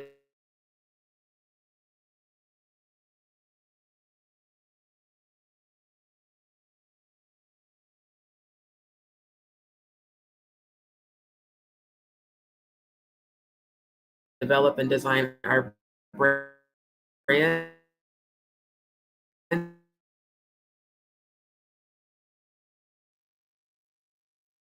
All the other Adobe Suite apps in school. So my initial name was, oh, what was it for my class or for my brand? It was D's. I forget what the B stood for, you guys. This was some years ago. But either way, it was like D's, D's brand design. That's what it was. That's why I have the DBD. And I had to do the reflective. And I chose the fleur-de-lis because I just really like the fleur-de-lis. But we were required to do 4 different contrasting backgrounds. That was literally part of the project. And I did get a good grade on that.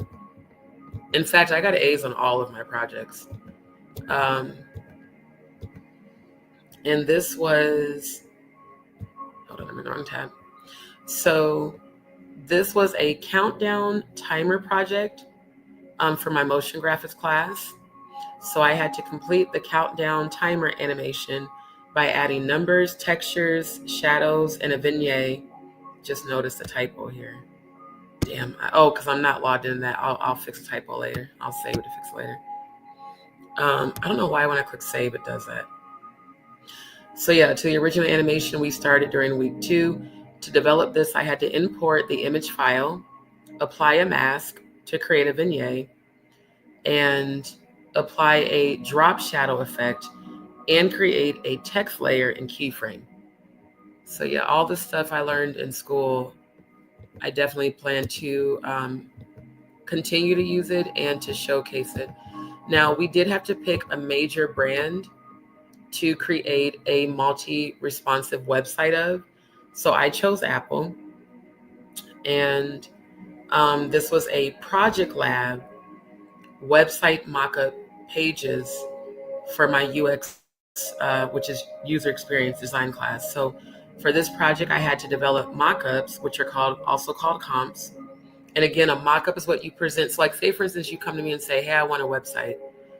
I would put together a wireframe, and I'm going to show you guys in a minute what a wireframe is. And then from the wireframe, I would create the digital graphic mockup. And then if you like the mockup, then I would start the process of actually coding your website. So yeah. Let me look at the comments real quick. Hold on.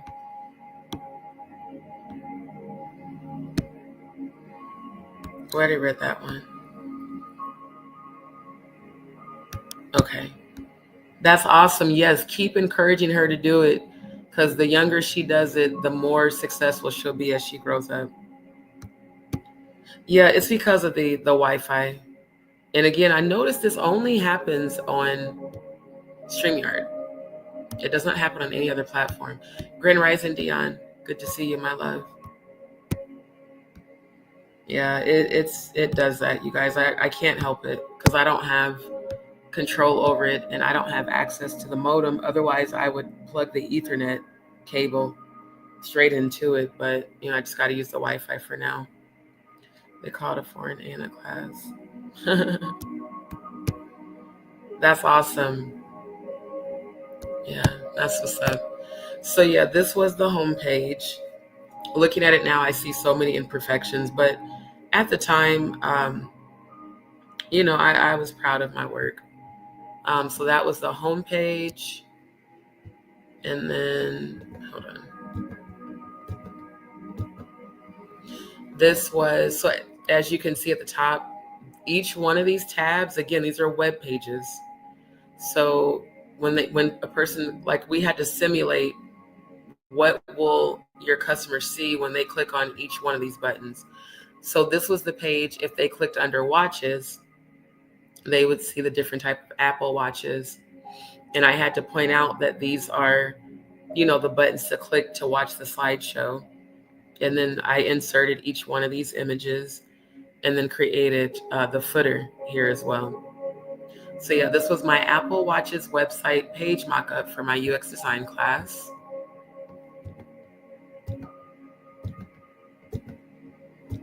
And this was page 2 of the watches. And these are this is actual merchandise that Apple does sell.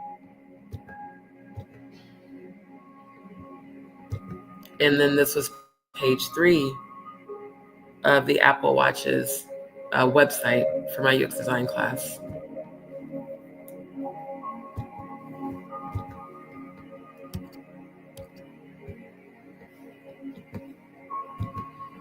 Now this one, okay, yeah, this was super fun to make. So this was an animation mini exercise, like a boss project for my motion graphics class. For this exercise, I had to animate a camera layer with an orbit null by creating a new composition, then add a new camera layer and use the orbit null to add easing to the orbit null's keyframe that creates the actual motion. So there's 13 steps to complete for a 12-second motion graphic. Again, I was enrolled in the accelerated technology degree program, so there's a lot of work that went into just simple projects.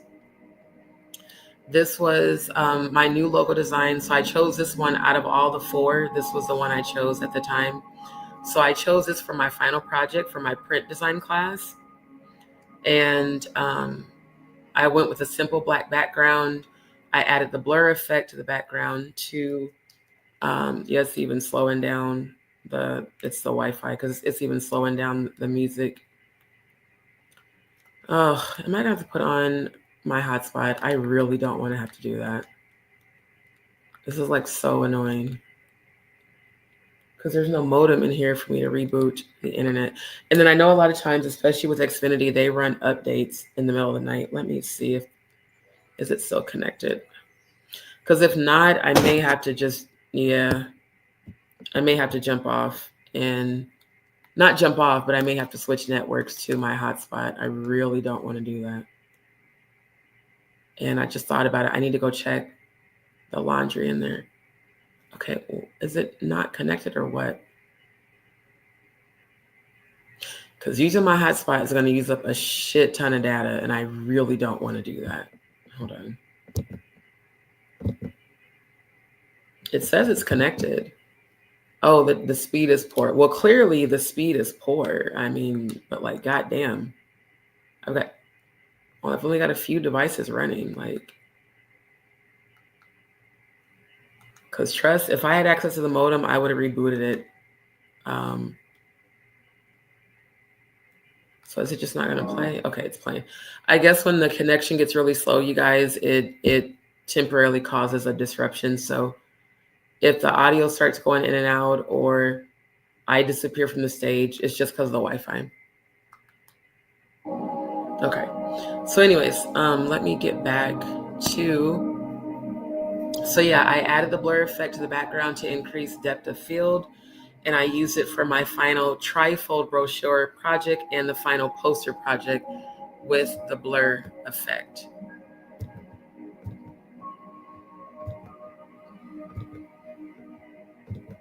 And I love, this is the Stranger Things one. Oh my God, I forgot about this.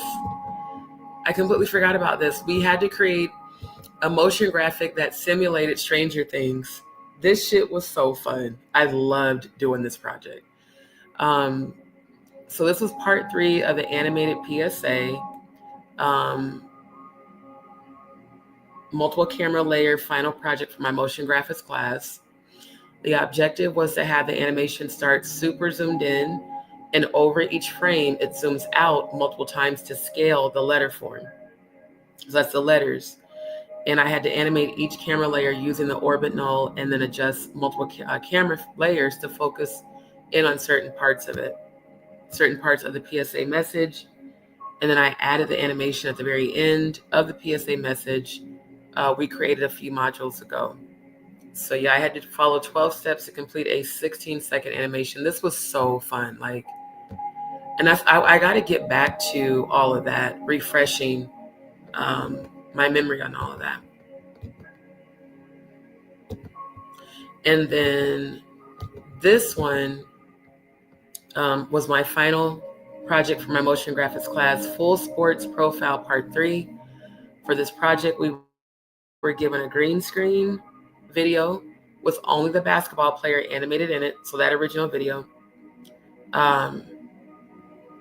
And I had to complete the sports profile for Jimmy Bordelez entering the NBA draft by adding video footage and title cards to this in Adobe After Effects. So I made this and actually created this motion in Adobe After Effects. And I applied freeze frames to footage, then applied slow motion frames, duplicated and nested compositions into the camera layers. Like, when I tell you I'm a super geek, I know a lot of this you guys are probably like, what the hell is she talking about? But I am a super techie and I love to do stuff like this. This was for my AV class. So again, I'm an audio video editor. So this was very easy for me to do. They gave me some, basic footage and I edited it.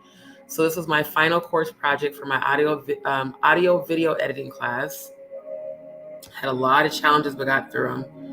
And I had to upload it to that YouTube channel. And that was only for school. Like, again, they made us create an Instagram and a YouTube channel to upload. Oh, I just took a screenshot. Okay. So I thought it was the actual video on there, but that was just a screenshot to show proof that I completed the project. This was a design critique Battle of the Bands CSS3 project for my Fundamentals of Web Design class. And for this exercise, I had to practice styling text shadows with CSS3, which stands for Cascading Style Sheet. Anyone who's ever done coding, you know what CSS3 is in HTML5. Through coding HTML5 and CSS3 in Adobe Dreamweaver. So I learned how to code in Adobe Dreamweaver, not in WordPress. They took us super old school because they said WordPress is cool, but WordPress servers can crash. And when WordPress servers crash, Adobe Dreamweaver will still work. So that is the software that I learned how to edit in terms of doing the HTML5 and CSS3 coding editing. I learned that on Dreamweaver. So the project was a simulation of a creative director handing us a comp for a poster style web page prototype. So that's exactly why this is designed and shaped like this, is to be a poster. I lost my place. Wait. Yeah, Ben Sullivan. I got to choose my own graphic to use as a background graphic for the comp, and I found this one on a royalty-free Creative Commons website, and then I developed the graphic and modified it to import as a poster to Dreamweaver. Then I wrote the HTML and CSS coding to create the poster web page. So it wasn't just a poster, I actually created a web page of the poster.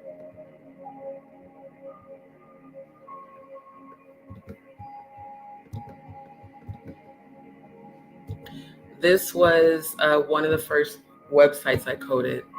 Very simple. I made up the name Vesper Fitness as a mock company for the project. And I used CSS3 and HTML5 and then imported into Dreamweaver. And I use a combination of relative and absolute positioning. So when you type a code, it moves your image either left, right, up, or down. And you type another code and it creates the color. So like I had to type a code to create the magenta color, the sky blue, and the royal purple.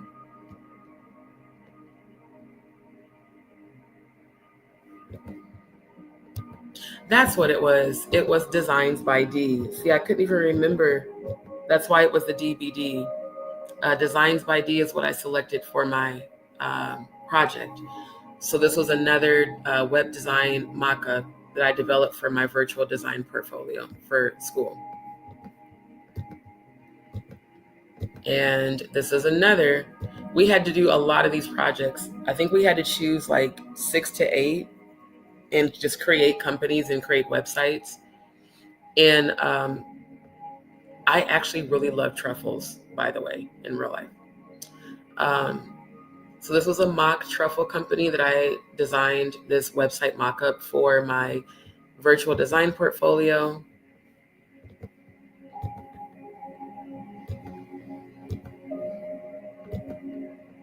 I'm actually glad I did come to my other page because I didn't remember all the details. This was an abstract online, galactic mock-up I developed for my online design portfolio.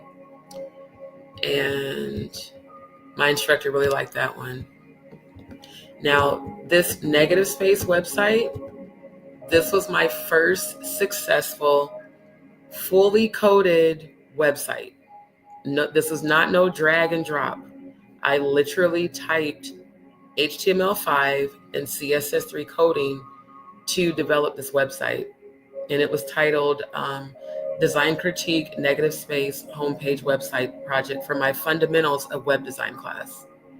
So yeah, I was really proud because it came out, like they gave us the photo of like this photo of how it was supposed to look.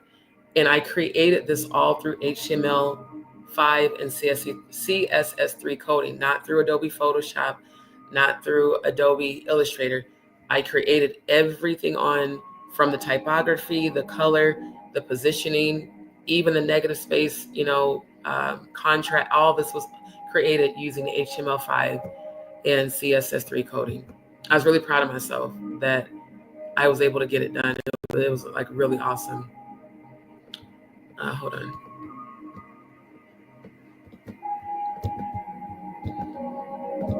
Okay. And this was another project.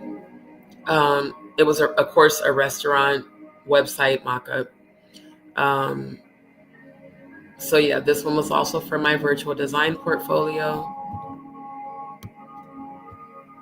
And again, it's looking back at these now, I can tell I was definitely learning because the websites I've done since then are so much smoother. But this was another website mock-up. And again, because I'm a chef, I chose to go with, of course, food websites. This is another one I did from scratch for my virtual design portfolio. And then this one, he wanted us to create a business of, like, if I were to open up a Dante's Pizzeria. So we had to do a project where it actually had our name in it for that project. And again, looking back, all of these should have been way smaller and positioned differently, but I was just learning. So, and I mean, I got A's on all of these, but yeah, this is how I got started way before I ever had a YouTube. This is how I got started. So yeah, this was another Adobe After Effects project. It was a green screen challenge for my motion graphics class. For this project, we had to use Keylight 1.2 to extract the green screen from a video clip, place the clip against the background, and then change the colors of that background. And it had to change colors every time he snapped his fingers. That was the challenge with it. So yeah. This development process included 12 steps with focuses on creating a new composition, importing the video clips, applying mask, using keylight effect and toggle hold keyframe to change the color of the shape layer. The challenge was to make sure the colors of the waves changed each time the man snapped his fingers. And I got A's on all of my projects. I mean, none of them did I get anything less than an A. And this is another Edgar Allan Poe project I forgot about. So this was a mock-up rollover. So we were learning how to code in HTML5 and CSS3. When you hover and it highlights it, that's called a rollover. So this was the mock-up rollover project for my Fundamentals of Web Design class, Edgar Allan Poe Website Navigation Project Part 1. And we were given a client-approved comp as if it was created for a writer. The objective was developing a homepage for Edgar Allan Poe 4 and creating each individual letter graphic for the up and hover states other navigation on the home panel. So navigation means this. These buttons are called navigation buttons. And when you hover over them, we had to also create the color of the hover box that appeared. So, you know, it sucked that I ran out of financial aid right before I graduated, but I really did learn a lot in the time that I was enrolled at Rasmussen College School of Design. This was an HTML5 CSS3 project for my finals in Fundamentals of Web Design, and it was titled T-Rex Cornucopia Web Fonts. And I literally coded all of this. Again, none of this was done in Photoshop or any of that. It's all coded with HTML5 and CSS3. Like, I am a super geek, for real, super geek. So, and thanks you guys for your comments. I just toggled back over to see. So yeah, good to see. Good to see all of y'all in the chat. That's awesome, Trisha. Keep encouraging her and let her get started early. Grand Rising, Deidre. I am blessed. Good to see you. Good to see you. That's awesome. Yes, keep encouraging him to do it, because I didn't find out about this until later in life. Like, I wish I would have learned about this when I was a teenager. I'd be so fucking well off, but that's coming into my life. I already know I'm speaking that into existence. Awesome. Yes. And you know what, Deirdre? Reach out to me, send me an email, because one of my philanthropy that I'm getting ready to start is teaching young kids how to code JavaScript in HTML5 and CSS3. So once I have my web design server up, I'll be able to offer free tutorials for kids. Yeah, it takes a lot of patience, especially when you code and you mistype in the code. You literally have to start all over from scratch, like straight up. Thank you, Dion. Appreciate it. Sorry, so I was like, I'm reading it off, and it's like, you guys probably don't know what I'm talking about, but it's what I was learning in class. Thank you, Cody. Appreciate you. Yes, the Edgar Allan Poe, for sure. I got you on that. Not rolled over, you stupid. Oh my God. That's okay. Grand Rising, oh Charlie. Grand Rising. Yes. And you know what? Python, we were getting ready to learn Python in my last coding class, and then I ran out of financial aid because it was $3,500 a semester.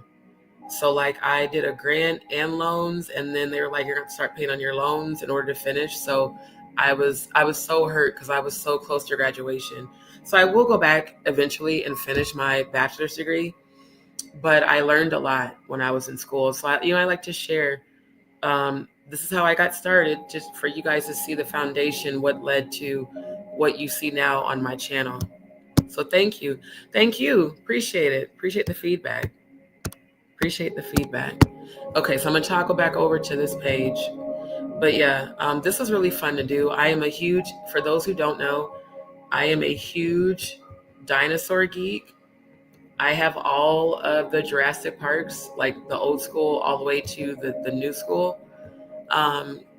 One of the things that I loved to do as a kid was go to museums, especially where they had dinosaurs. And me and my boy cousins, we were all nerds. We knew all the dinosaur names, and I used to like use a little brush to sweep off the fossils. Like, I'm a different type of, I'm like a tomboy, but feminine. So this was also a website that I developed for a project called Panda Fear Rockin' the Floats. And I used CSS3 navigation and HTML5 to develop that. Now, after this, let me show you the final of the Wheels on the Bus. So this is the final. This was after I added all of the background. I added the road. I added the bushes, the trees. I did all of this in Adobe Animate. So I completed my first multi-plane animated movie clip for my interactive media design. I'm sorry, for my interactive media class. And yeah, I added the grass graphics, the tree graphics, the bush graphics, and the road. It was really fun. It was really, really fun. So I basically inserted motion tweens and then published the SW file to create the actual movie clip. Now, of course, you can create movie clips with apps, but this was 2018. So, all right, so I'm going to come back to the main page. This is when I first developed. This is how DMP Studios was born. It was called D's Media Productions, but my instructor said that was too long. So that's why I switched to DMP Studios 1. But each one of these logos I submitted for projects with my classes. So we had to do, I think, 24 different types of logos.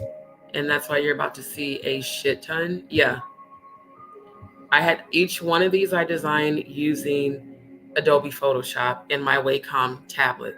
Like the raindrops here, I manually drew those. Now the letter typography, the letter D, I use my Wacom tablet to create the ribbons and the additional. I use pointillism. For those who have ever done pointillism in artwork with either pen and ink or painting, pointillism was the choice of design with the media and not just manual. And then I did this one. I really liked this one, but a lot of people when I posted it said that it looked boring. That one I was going to use for when I went live on TV, because I've always been wanting to create my own multimedia production studio. This one I liked. My instructor liked it, but she did say that she didn't care for the gradient with the ribbon. But again, I was learning, so that one I really liked. A lot of people liked this one. I didn't, but a lot of people did, so I left it up. I liked that one better because of the abstract, and I loved that one.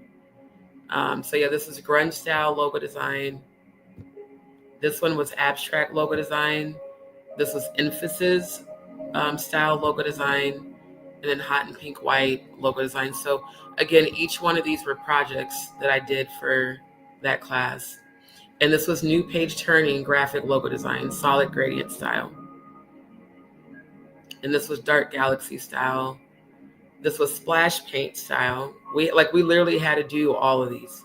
This was saturated splash style. They gave us the splash tiles that we had to create a design to show that we understood the knowledge of it after we took our tests. This was galactic flames style. And this was light up the galaxy style. This one was new page turning graphic logo design paint strokes style. And this was soft paint style.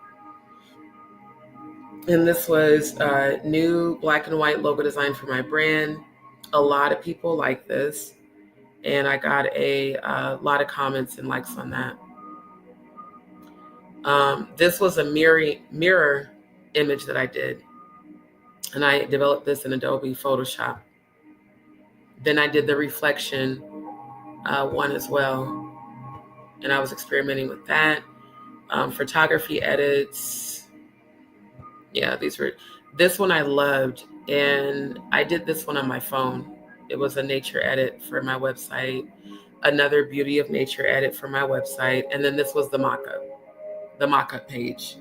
And this was actually me taking a screenshot of me editing both of these graphics in Adobe Photoshop first, and then in After Effects and in Premiere Pro for the movie file. But I also did this as a mock-up for the website. So yeah, this one I developed in Adobe Photoshop. This one this was a motion graphics animated video clip I developed in Adobe After Effects. At that time, I was doing Tantric Chef and teaching people about Tantra and how to mix that with food, but a lot of people didn't understand Tantra. This was a final project design brief that I did. And this was coded. This was coded using HTML for a prototype mobile web app. And this was for my intro to web scripting class. So I used CSS and HTML5 to code this. Then this was the mobile optimized web app page. And again, all of this was through coding. It was not any sort of, Adobe Photoshop. I think I'm explaining it here. Yeah, so that's just me talking about it, but this was an actual project that I did.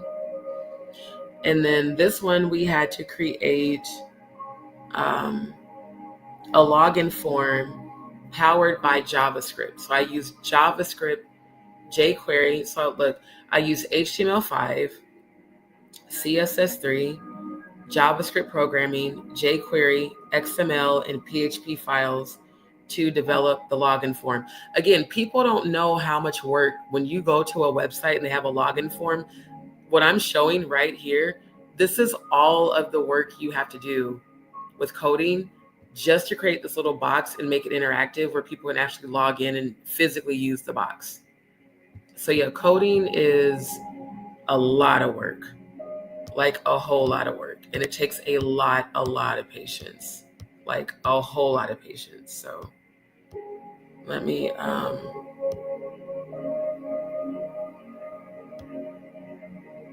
okay, getting through the comments. Thank you, oh Charlie, appreciate you. Thank you, Deirdre, appreciate you. That was for a project. That was for my animation class, my interactive animation class. So yeah, I had to create the little yellow bus. I had to bring it to life. It was just still images and had to use Adobe Animate to bring it to life. Thank you, Dion. Yeah, we're definitely getting ready to go into that for the. I'm glad you brought that up because that's what I wanted to show too for the Throwback Thursday. The first cell phone that looked like that gigantic cordless phone. Shit was hilarious, and everybody just knew they were the shit if they had one. So yeah, we will get into that. What just happened here? Okay. So yeah, this was my final presentation for my user-centered web design class. I had to use abstract video proposal to make a final project. And this was my first mobile app wireframe. We had to create a mobile interface app prototype in HTML for our user-centered web design class. And I did the mock-ups. The development process includes wireframe. So this is considered like, this is a mock-up, but the wireframe is the grayscale.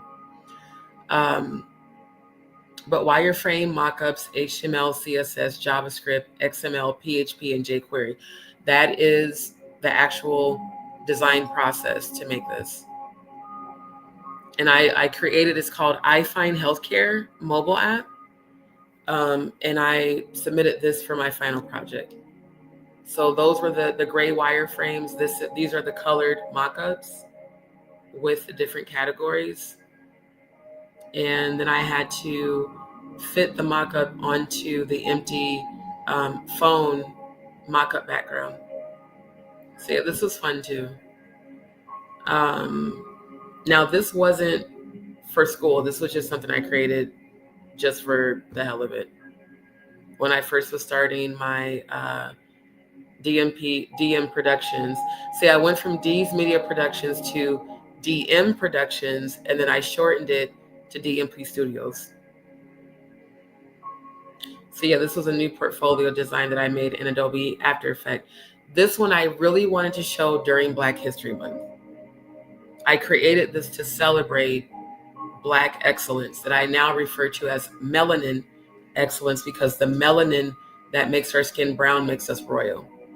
So I developed this originally in Adobe Photoshop. And yeah, this brand is based on my legacy of freedom fighting ancestors and our heritage. In high school, I named it Black American Caucus. And yes, I am producing a documentary, right? And I talked to my mom about that last week, and she's like, yeah, she wants me to. She doesn't mind me doing an audio recording of her giving her account of growing up during the civil rights movement and how my grandma lived right across the street from Malcolm X's family before they moved to the historic family off Pinckney. They lived off 22nd and Spencer in the same projects that my maternal grandmother lived in on the north side. And this is just a logo design here. This is another web design and development process mock-up. Another one for marketing. And then this was a project called Retroflex Impressionist. And it was my first time creating animated, basically animated clips using Adobe After Effects. This was just something I cooked at home, so that wasn't for school. Okay, so I think I'm done. Let me see, am I done with the school projects? So I think the rest of this is just, yeah, this was just stuff I started editing. But as y'all can see, I have always celebrated Black excellence, always.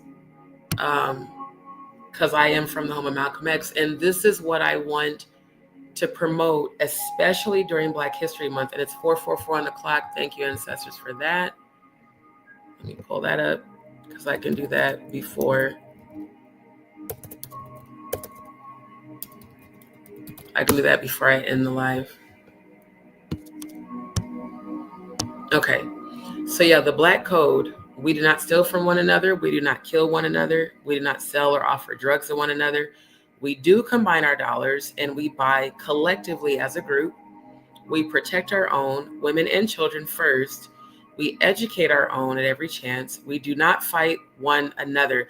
This is so important because this is exactly what all these CCs are doing on YouTube, which is why our ancestors are so upset with all of us right now.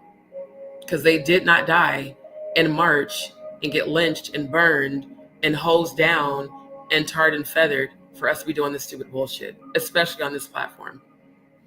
Brothers protect and build up one another. Sisters protect and build up one another. Brothers protect and build up sisters. Sisters protect and build up brothers. We look for every opportunity to start our own business, servicing the need of our people first. And as you can see, she's got her natural afro too. When I tell y'all, I have always been about melanin excellence. I really have. And see, these are the kind of books I'm going to give my kids, where they see Black as royalty, because we are. Never settle and demand greatness. Shout out to Urban Tunes. That's the frequency we need to be on amongst ourselves. And even this. People got so mad at me when I spread the truth about the Declaration of Independence. It does not mean anything to Blacks because our ancestors were not free to celebrate the 4th of July. It literally means nothing to the descendants of slaves. Stop celebrating fake holidays because you've been conditioned to. The majority of Blacks that have never done your research of your own history, check out Frederick Douglass's speech. And you will see why we should never celebrate the 4th of July. Because a lot of people got mad at me when I started speaking on this on Facebook. Because again, I told you, I've been speaking out on Facebook for decades, way before I had a YouTube channel. A lot of people got mad at me like, you're not being patriotic. Why should I be? If my ancestors were still being killed and lynched and murdered and raped, I'm not celebrating that shit. It has nothing to do with us. This I love. Success, nutrition, facts. Hustle 100, focus, persistence, discipline, failure, risk, patience, 100%. And this, I posted this because a lot of white people got offended on my Facebook because of me celebrating Black excellence. Please don't defend white supremacy on my profile. Thank you. I have been about this life. This was posted in 2019. And for those who don't know, Huey Freeman on the Boondocks is based off a real Black Panther. Huey Freeman is based on the founder of the Black Panther Party, Huey P. Newton. So all of my melanated brothers and sisters, If you didn't know, now you know. Now you know. Good night, Cody. Get some rest, my love. Yes, I'm about to pull them up. We're about to get into some funny throwback before I end the live. That's awesome. I love that. If your son's coding his own game, he's going to be very wealthy. Very. I will. I actually plan to do that very soon. Very soon. Thank you. Thank you.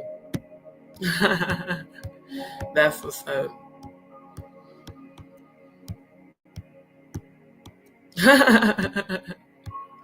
Yeah, edible. Look, I am a huge supporter of cannabis because all it does is help and not harm. Straight up. Yeah. Hate to say it, but I mean it's the truth. They went every place that they invaded and colonized, they raped and pillaged and murdered. I mean, it's just history, you know, straight up. So yeah. That's why I love Huey Freeman's character on the Boondocks, because I am Huey just in female form, straight up. So yeah, we are the new ancestors. Act accordingly. Shout out to Candy and DJ A1. Y'all really need to bring Candy Coated Nights back, but the old school one that was uncensored, like when you had Ustream in that kitchen, that church table and trays. And this is also why I don't engage with the back and forth. Because queens fix each other's crowns. The back and forth is the Willie Lynch mentality. And notice how they have in this graphic all the phones watching them fight, but you hardly ever see queens fixing each other's crowns. That is what our ancestors want from us. They do not want us fighting one another. They want us fixing each other's crown and supporting one another. Love that. Love that. Love that. That's okay. A lot of people that have Caucasian complexion actually have a lot of African in them. Okay, what was this one? Oh, that was when I did that gift graphic. Yeah. Because I was talking with Esther, which is Candy's production supervisor, and they were talking back then about coming back with KKN, Candy Coated Nights, but then they decided not to. So yeah, they killed Colin Kaepernick for doing the same thing our ancestors did. Let your light shine bright, brothers and sisters. All because he took a knee. And then this was me posting about surviving my thyroid cancer surgery.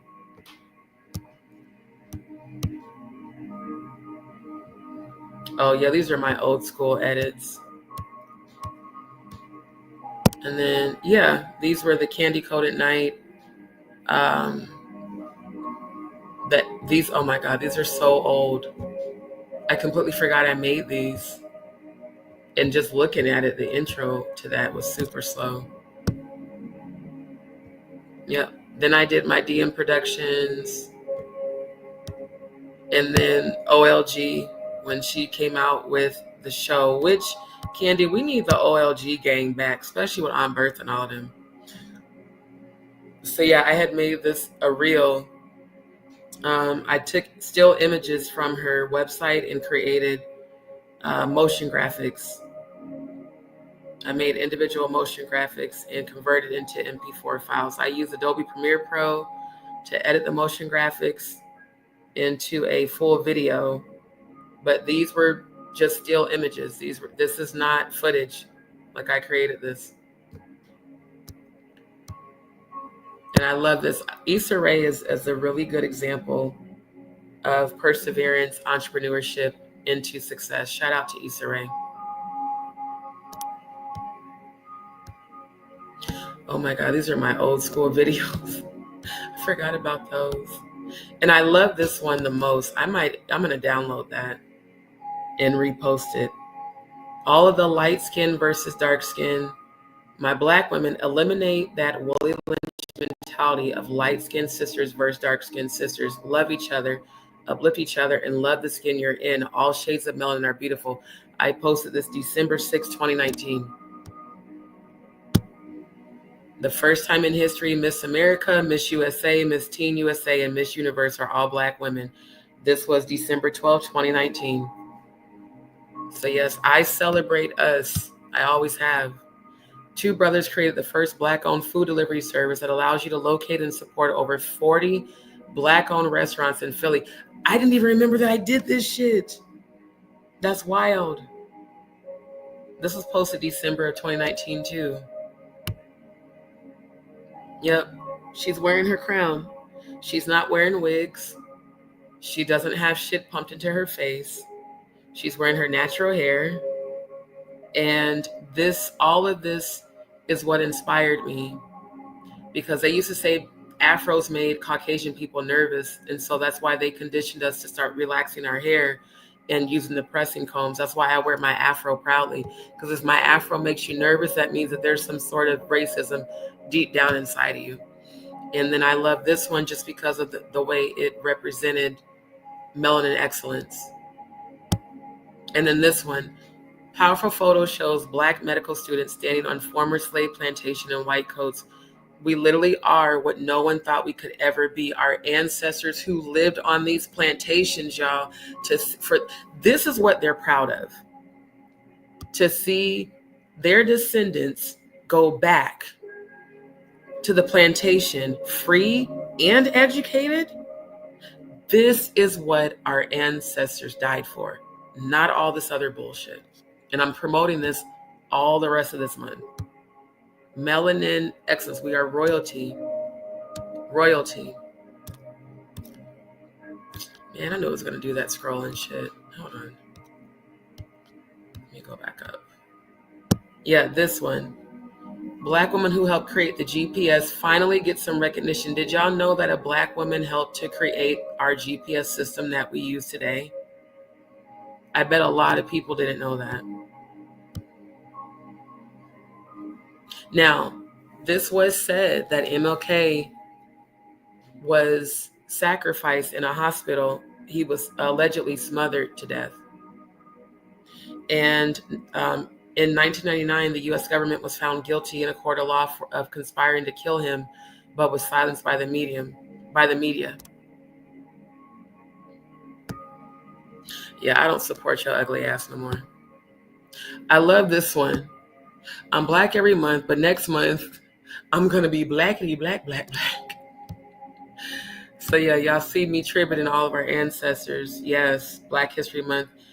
We need to celebrate our ancestors and the heritage of freedom that they labored and died for. So I made all this into a reel. And you notice I started with Malcolm, being from the home of Malcolm X.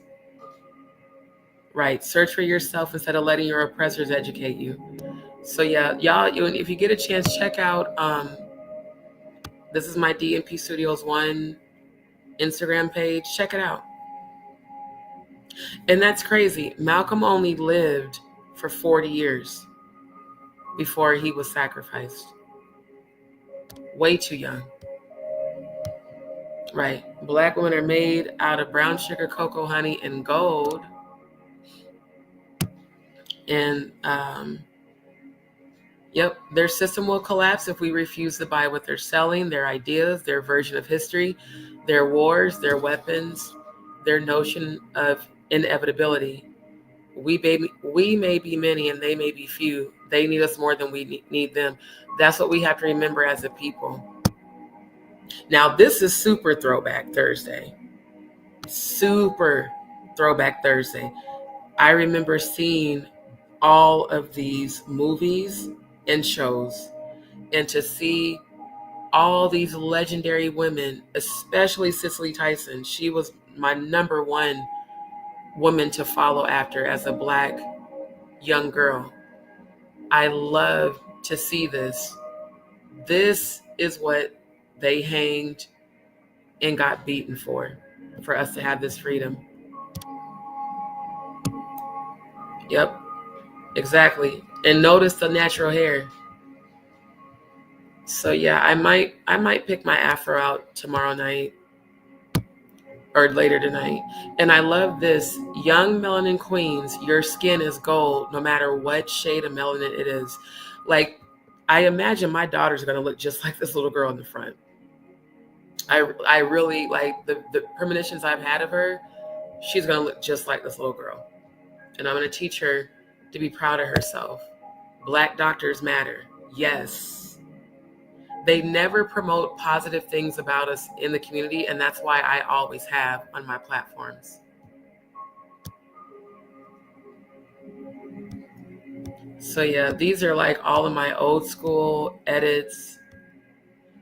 You know, I forgot about this. Let me say that because I want to look up this store and get some of those and actually rock those this summer. And I definitely want to get this one, especially because it has Malcolm and Huey on here, in addition to all the other civil rights activists. And I'm going to create my own clothing line dedicated to the celebration of melanin excellence. It will include merch like this as well. This is the Ankh, which is an African symbol of the cross. It's not evil, contrary to what a lot of ignorant, people have said. I love when Malcolm said this. Sometimes a fruit falls from a tree and rolls so far away from its roots that it's no longer of the tree. The hard fall and long journey bruises the fruit so much that it totally changes. It's the same way for some of our people. This is why some can't be awakened, regardless of how much truth you present to them. This journey has totally brainwashed them to such a degree that they're no longer of the original tree. So I've always honored and respected and patterned myself after Malcolm X, especially being from the home of Malcolm X. Concerning nonviolence, it is criminal to teach a man not to defend himself when he is the constant victim of brutal attacks. That's why I always had so much more respect for Malcolm, because he wasn't taking shit laying down. He was fighting every step of the way. So yeah, this one I love the most. I woke up feeling blacknificent. I'm going to actually turn that into a graphic design. Black woman is the only organism that possesses the DNA that has all the variations possible for every different kind of human being on Earth. Straight up. So yeah, I have done a lot of designing, editing, promoting Black excellence. This is who I've always been. So for those that made negative comments about why I was supporting Jaguar so much, I've always been this way. If you are of my same complexion and I believe in what you're doing, I'm going hard because that's where I'm from. That's what we do. You know what? I'm going to have to use my hotspot because the fucking Wi-Fi is like killing the energy of the high vibrational music. I'm going to just turn on my hotspot because this is annoying. And I really want the music playing. They probably more than likely have Xfinity Wi-Fi, because when I had Xfinity, it did this bullshit all the time, especially between the hours of 3 and 7 a.m., because that's when they're doing all of their updates to the network. And then also most people purchase the cheapest internet package available because they don't care about internet speeds. They'll get whatever's cheap. Hold on, because I gotta switch networks real quick, because that constant buffering is taken away from the relaxation of the 432 hertz music. Okay, come on.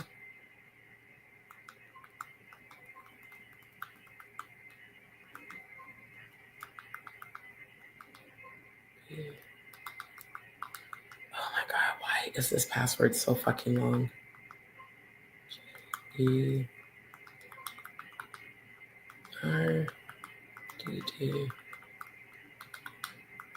Okay. Are we connected or no? Because I'd love to get back to it. Okay, let's get back to it because that is annoying.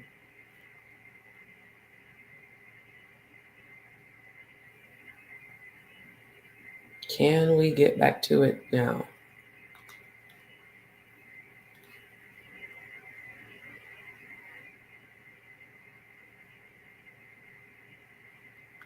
I'm about to say, shit, play. But yeah, I love this. I protect her, I protect him. That is exactly how it's going to be with my future divine masculine. This is also why our ancestors died. Howard University 2021 nursing students, all melanin faces. So yeah, check out this page when you get a chance. Ha, now this is perfect for Throwback Thursday. How many of y'all remember these viewfinders? If you remember these viewfinders, put the letter V in the chat. Put the letter V in the chat right now. If you not only remember these, but you had a viewfinder as a kid. I had like 3 of these. Yes, yes, yes. Thank you. Yes. Yep. Oh, trust me, that's coming up before the end of the month. Trust me. Exactly. And Moses was Ethiopian too. Straight up. Straight up. So yeah, this is, I mean, I was raised to celebrate one another. Literally. Exactly. That's why, like, even me with the alopecia is a symptom of Graves' disease. But the other reason my edges are the way they are is because of all the relaxers that my mom would put in our hair, not knowing any better. And it damaged a lot of our hair. Yeah, I did too. And then I let it grow out and it broke off and then it grew back beautiful. We never needed to straighten or relax our hair ever. Our natural hair is beautiful. Awesome. So yeah. Grand Rising Tech Nikki. Okay. So Andrew had a viewfinder. Awesome. Awesome. Good night, Justice. Definitely catch the replay, my love. Yeah. Yeah, those viewfinders were fun. Oh my God. See, we had simplistic fun. Simplistic. We didn't need smartphones and social media and TikTok. We actually use our imagination, which is why we're going to survive when everything crashes. We're going to know how to live without it. Oh, I love this one. This was a black and gold photo that I edited into rose gold on my phone. And this was my peach cobbler cheesecake that I made when I was in Florida.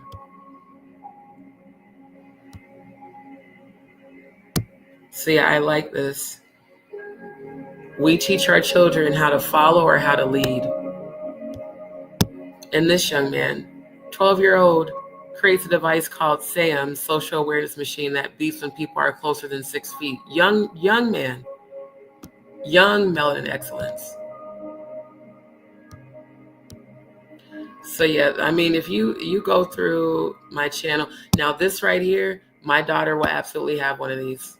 Absolutely. I would have killed for this as a young girl. We never had black Barbies when I was a little girl. By the time black Barbies came out, I grew out of Barbies, but for sure, I'm going to let her see all of the images. MLK graduated from high school at the age of 15, received his bachelor's at 19, his master's at 22, and his doctorate at 26. Mad respect to Dr. King. And this is a real picture of Harriet Tubman in full color. So yeah, I have always celebrated our ancestors and we'll continue to, we'll continue to. Okay, this is what I was trying to find. So these are my physical drawings that I did in high school. I lost all of my artwork in my storage over a decade ago. And unfortunately, all these pieces were in that storage. But when I moved into my apartment, so I did these in high school. When I moved into my apartment, I framed every one of these and I put my own art up on the walls in my living room and in my bedroom and along the hallway. I did not purchase art. I created my own. I used the art that I created in high school and framed it and put it up in my apartment. So this one to the right is a watercolor. And this was actually these were all for projects in high school. So this was from Walt Disney's Fantasia. I took a small 4-inch by 4-inch photo from inside of a book and recreated the piece on a larger canvas. So this was called an explosion watercolor painting for my media art class in high school. The middle piece is an acrylic paint copy of a man sowing seeds in front of a giant sun going down near a large tree. This was a Vincent van Gogh copy, and I did not trace anything. This is hard canvas for acrylic paint, and I painted that by hand. And then the other two are watercolor paintings. The one to the right is a still life. So this was a rose that I had gotten from my boyfriend, and then I just created the background gradient. And then this is another explosion piece from Walt Disney's Fantasia. And it was another 2-inch by 2-inch photo. And I made it into an explosion piece using pastels. So those were all projects that I did in high school. So this is how DzPeepz Studios got started. Before I ever did any of that stuff in college, I was doing this in high school. I have always loved art since I was a little girl. Always, always, always. So, yeah. The viewfinders were so fun. Yes, and the kaleidoscope too, Technique. Those were the shit. Bolo bats. Yes, yes, yes, for sure. For sure. Love it, love it, love it. So, yeah. Right. They're going to lose their minds, but we're going to know how to live without it because we grew up without it. Right? We only had 2 reels. For real, for real. Oh yeah, we did the Etch-a-Sketch last Thursday. Yep, Jacks and Double Dutch for sure. We would do Jacks and Double Dutch with my auntie, who's now 79. She'd be out there doing it with us. Hell, my auntie could Double Dutch better than me back then. Good to see you, Serene. Thank you, Faye.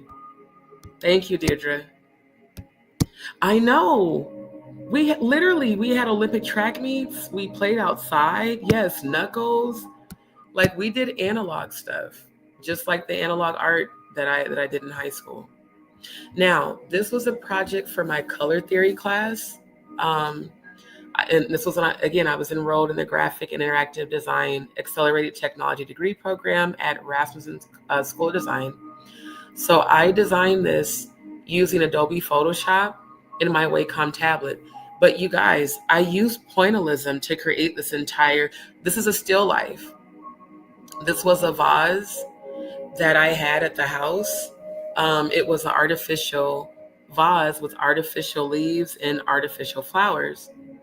So I did a still life drawing, and then I took the still life drawing that I did on paper and used it as a guide.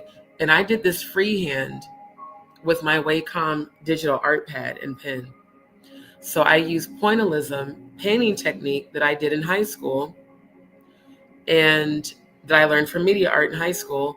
And I recreated this from an oil painting to a digital art design. So this was a digital painting recreation project I developed using a still life oil painting. I used multiple layers in Adobe Photoshop along with pointillism painting technique to create the shadows and reflections through the digital painting. This took me weeks because I literally used pointillism to create the entire piece. But oh my God, when I got it done, I was so happy. I was like, this came out, it was worth all the time and effort for sure. Grand Rising Kim, good to see you, my love. Yes, the pogo stick. See, now the pogo stick is some after dark shit. You know, we were supposed to be doing after dark too. So I think tomorrow night what I'm gonna do is the after dark and the music throwback if I'm not congested. Yep. Yeah. Thank you, Serene. Yeah, I did this freehand with the Wacom tablet. It was so long. It took so long. It was so meticulous, but it was worth it. It was worth it. Thank you, Technique. I'm just a geek. Like I was a church kid. So I mean, I grew up doing a lot of art and then, you know, dealing with the traumas that I went through, being molested and, you know, dealing with abuse. Sometimes what parents call discipline is indeed abuse, and dealing with all just the craziness. Art was always my escape. So I was always painting and drawing in grade school and middle school, high school, and then, you know, went on to college with it as well. Thank you, old Charlie. Appreciate it. Appreciate it. So that's why I wanted to show you guys this. I never ate mud pies because I was OCD even as a kid. But this is how DzPeepz Studios 1 got started. And I love sharing this throwback with you guys. And yeah, God's plan is bigger than your past. So I was trying to find the other analog picture. Oh, I love this one, Slaves for Sale. This was July 4th, 1836. Almost a century after the Declaration of Independence. I keep telling people we were not free on July 4th. And I'm so tired of people getting mad at me because I didn't want to celebrate that shit. Like, why in the fuck would I? Okay, where's the other? Hold on. Because there's more than one. Hold on. There it is. Okay. I was like, because these are my pointillism pen and ink drawings that I did. So this is a, this one I think was pencil. Yeah, these three, these were all pencil drawings. This was a still life pointillism drawing. I wish I could make this bigger. Let me see if I have it in my email. Because if I have it in my email, I can make it larger.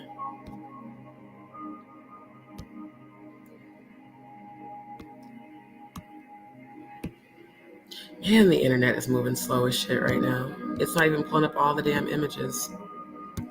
Go back.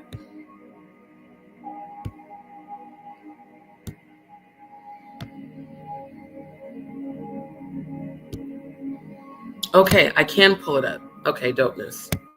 So I can zoom in a little more. Now they're blurry because this was a photo I took with an old school craft disposable camera. I didn't even have a flip phone back then.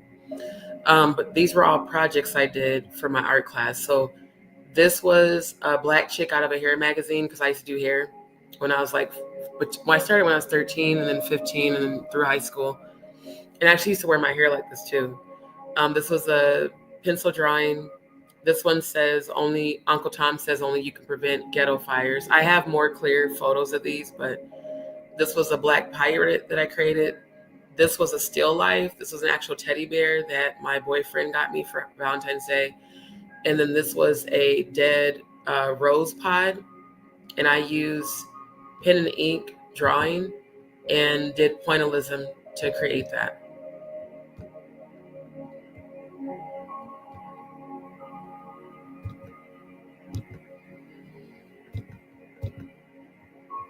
Okay. So yeah, this is how I got started. And those show, so yeah, this was from high school till now. That is how DzPeepz Studios 1 got started. All right, so now when I want to look at the first cell phone ever created. If y'all remember these cell phones, I want you to put the letter C in the chat right now.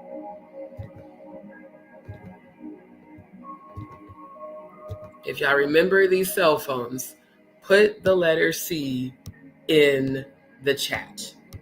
Straight up.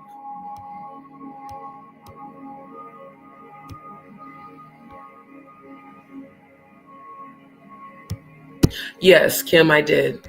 I did. Everything I did was by hand. Thank you. Not you messed up with stick people. Right.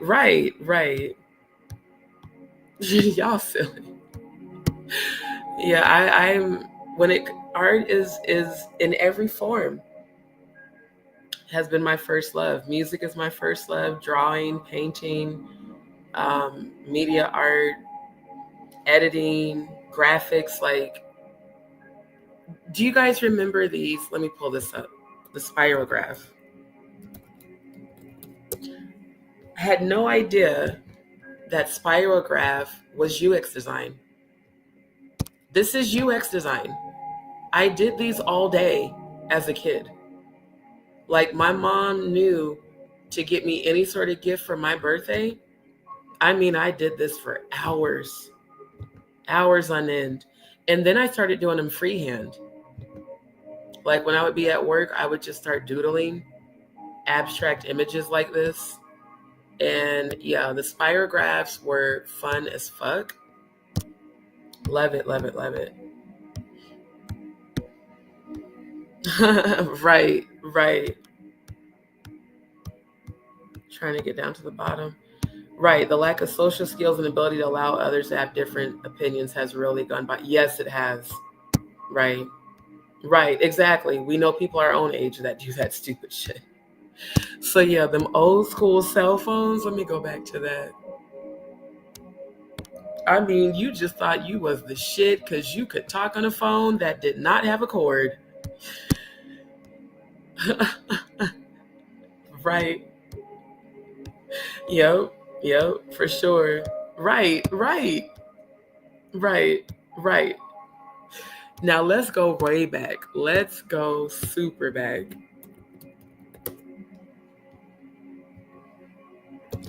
How many of y'all remember these? If you remember the pagers, put a P in the chat. Put a P in the chat. You literally had to carry that in a briefcase. Yes.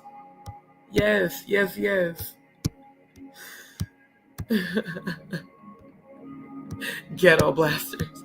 Andrew C, everybody knows. Yes, the Tonka toys. Yes. Oh my God. The spirograph was my favorite. And my boy cousins had the Tonka toy trucks for sure. Yep. Yes, sure did. And cross stitch. Let's pull that up. I remember that. Cross stitch. We did that too. Yep, we did cross stitch too. But I want everybody who remembers and used the pager, just type the word pager in the chat so that these people know that them seasoned folks are still here. Look, we got all the P's, look. And you knew what it meant if they paid you 911. You knew what it meant. Yep.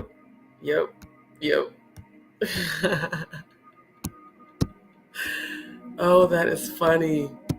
Yes, the looms too, for sure. And then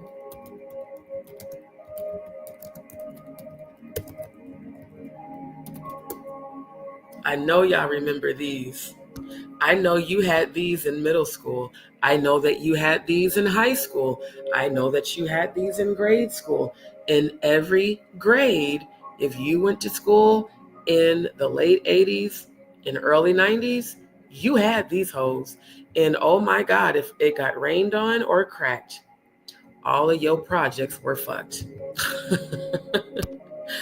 All of them got fucked up. And you were just distraught as hell that it all got fucked up. And now I got to go back and redo that paper because there was no such thing as a cloud storage. There was no such thing as a backup, as backing up your device. The way you backed up your device is you had more than one fucking floppy disk that you put your school projects on. That way, if that one got damaged, that was your backup. Another floppy disk. Not a cloud storage. No such thing existed when we were in school. There was no such thing as a cloud storage, ever.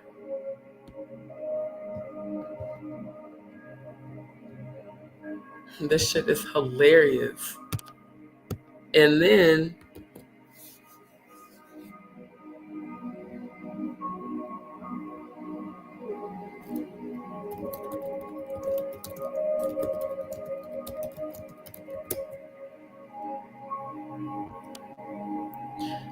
How many of y'all remember these damn hard drives?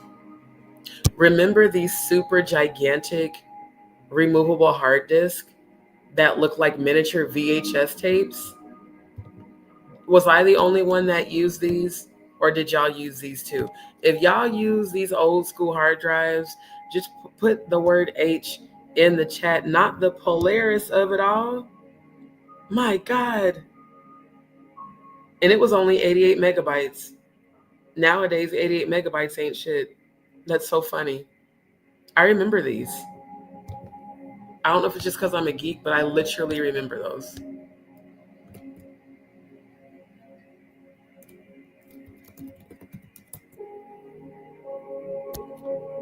And if you remember these, put the title in the chat.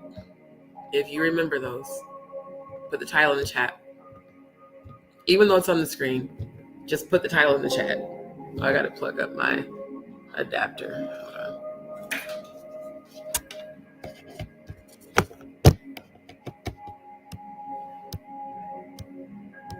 The floppy disk, I'm trying to tell you, the floppy disk of it all, it was a nightmare.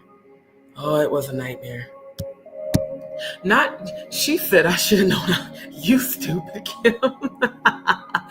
Straight girls did cross stitch too. Because I ain't going to tell y'all, I ain't going to hold y'all. When I was little, I didn't consider myself gay because I was raised to be homophobic. That is funny. Yes, the fucking floppy disk. You had to have more than one. For real. Wow, that's crazy. That's crazy. But you know what? I remember those days. I remember when we had to do calligraphy in your cursive writing class, and you had to do it manual with the pen and ink. And we used to think that was fancy. If y'all remember,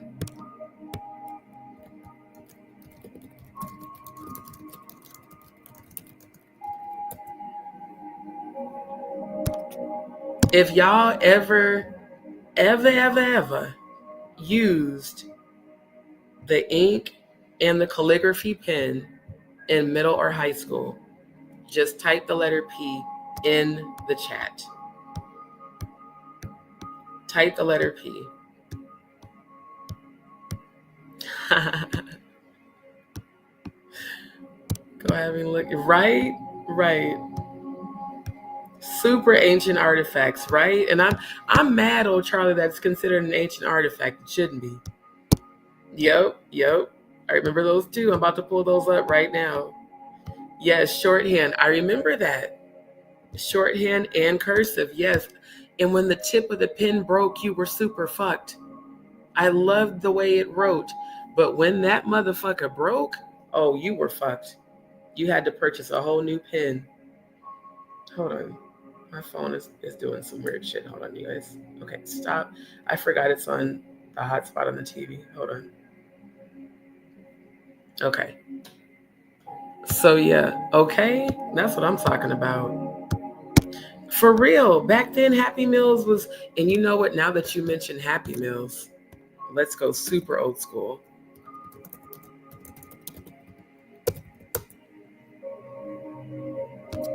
Let's go super old school.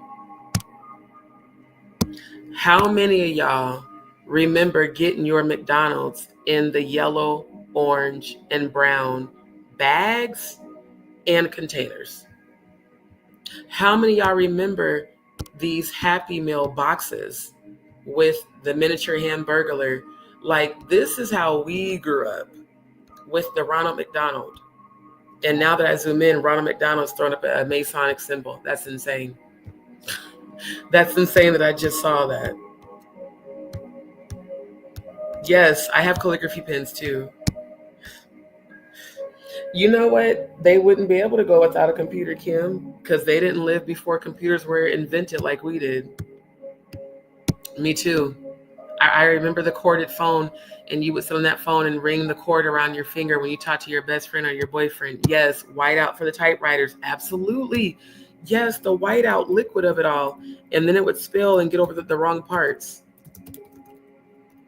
Yep, I remember that. There was no such thing as an eraser tool. You had to use actual whiteout. Like literally liquid paper. That's what they called it. Liquid paper. But yeah, the super old school McDonald's of it all. I even remember this commercial with all the characters. I remember these too. The cartoons, like super old school. I even remember these bun chairs, like, yep, the value pack. Oh my God. Look at the 80s value pack and how much better it was. You didn't have to worry about when you're doing Uber Eats, them handing you a cup that might spill over on the bottom of your car because they were wise enough to create boxes that held the burger, the fry, and the drink. And notice how much larger the burgers were back then because they were using actual beef, not beef carcasses that have been, patted down into shit. Oh my God. Do you guys remember these? Because I do. I completely remember these. Yes. Oh my God. My first job was McDonald's too. So we had our church, we had our catering business, and then I worked at McDonald's part-time, and I was in high school. And I was doing all that art I was just showing y'all. I worked at McDonald's 15 to 20 hours a week. And I got paid $5.65 an hour, and I was so proud of myself. And then I got a raise to $5.80, and I was knew I was the shit, Right. We had the old school typewriters. Let me pull that up. The super old school typewriters, classic, that made the super loud clicky noise. And you didn't even have to be typing anything. All you wanted to do was hear this motherfucker click. Now these are the super throwback ones. Before computers and keyboards, this is where they got the idea for the keyboards we have today. For all of you new school ones that want to call all of us old, we paved the way for y'all's computers today. This was the original keyboard, a typewriter. And it looks just like a regular ergonomic digital keyboard now. Straight up. Straight up. Yes, the Hamburglar of it all was hilarious. And these fucking cookies, I remember that. And I remember how excited you got to get a toy or a treat in your Happy Meal. I remember these, the toys. Oh my gosh. Yep. And the ashtrays, because they used to let you smoke in the McDonald's, which honestly was gross. Oh my God. I remember these playgrounds. I remember these playgrounds and how much we wanted so bad to just go play at McDonald's. Even if we didn't eat, my mom would just take us to go play. And I remember these. Oh my God, I had every single one of these. Like, we had such a good childhood. Minus traumas that we went through compared to these kids today. They will never know the simple fun. They will never know.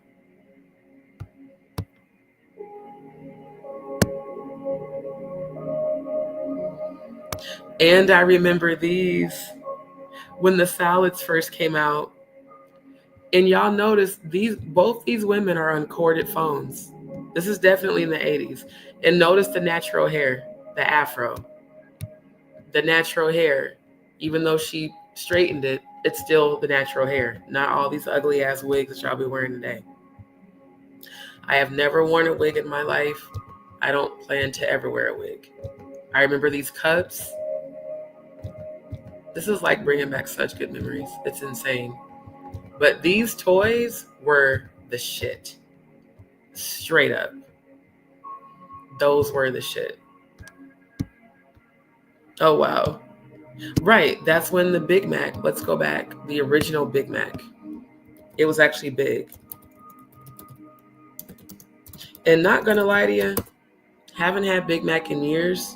in McDonald's in years, but I would get the Big Mac when I used to eat it. Yeah, look at the difference. Look at the difference. They don't look anything like this today. And you had that special sauce. Come to find out, all the special sauce is Russian dressing with horseradish in it. That's all it is. Which essentially is ketchup, mayonnaise, and horseradish. It's pretty much what it is. I remember these boxes. I remember the Big Mac box. Yep. The actual Big Mac. Not that crap they serve today. I mean, look at the damn beef patties, bro. Like,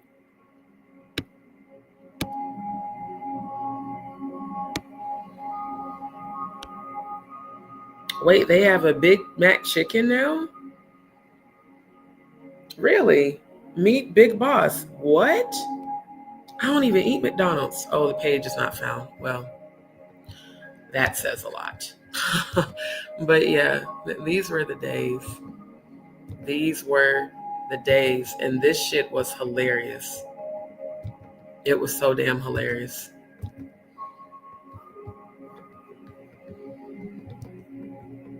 Now,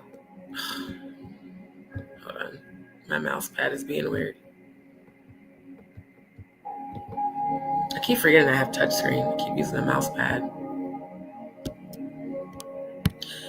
If y'all remember playing this, and let me show you, I'm talking, hold on, not even that one, the green one.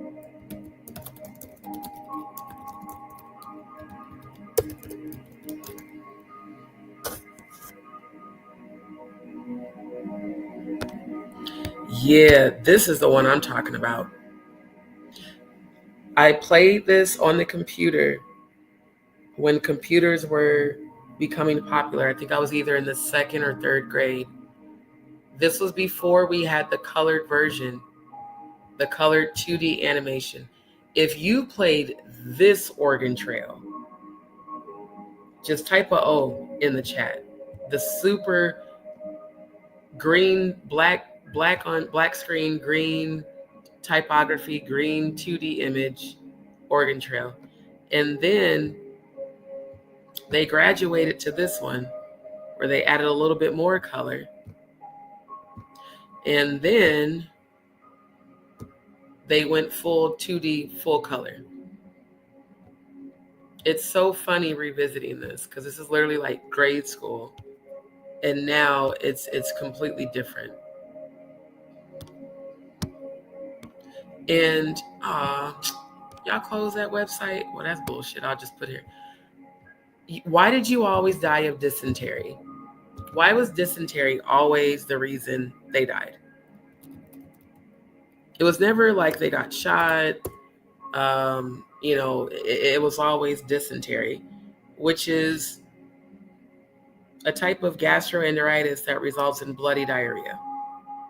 It included fever, abdominal pain, and the feeling of incomplete defecation. Like, I just always wondered, why did they choose bloody diarrhea as the way people died on this game? Like, as I got older, I realized just how morbid that was, but it was always in the game. Always. I'm trying to tell you, them damn cookies, for real. Yes. Yeah, right. Crazy. See, we just knew we was the shit because we was getting paid anything. $4 and $5 an hour was the truth. And when you was in high school, shit, it was the truth. Yep.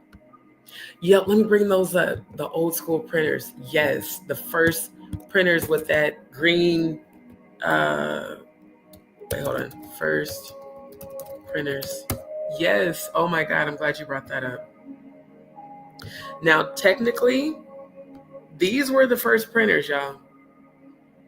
The actual printer press.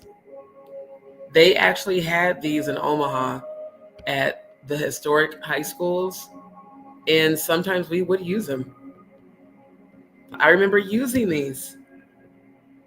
with the up face typography. Yep. Face up typography. And then I remember these printers that made all the super loud noise.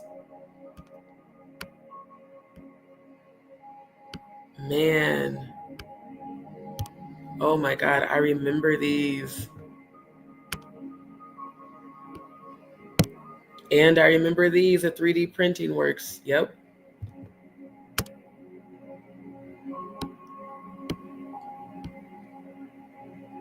If they would have seen shit like this in the 80s, they would have freaked out. What is that contraption? But yeah, the printer press, it's crazy because I remember that. First printer paper. I'm gonna have to end the live here in a minute.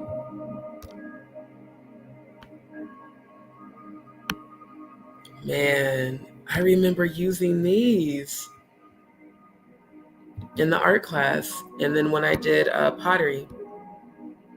Wow.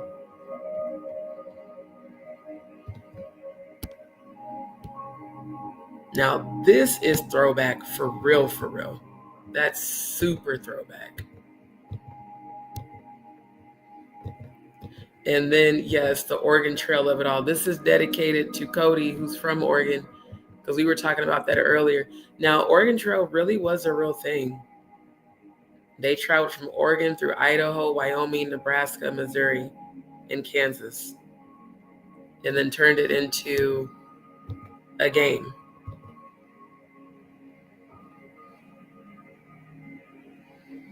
Wait, is this the actual game? No way. I thought that was just an image. Oh my God, this is the actual game. No way. Okay, I'm not going to play that online, but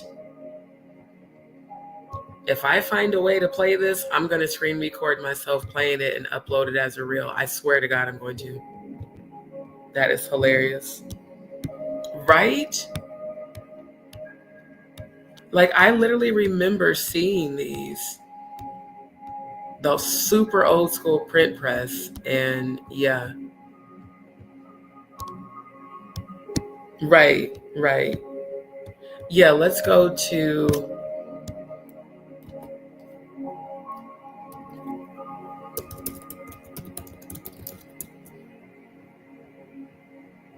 Now, I genuinely believe that Lisa Frank was on psychedelics because the way she did her art, it just screamed of mushrooms and maybe something else.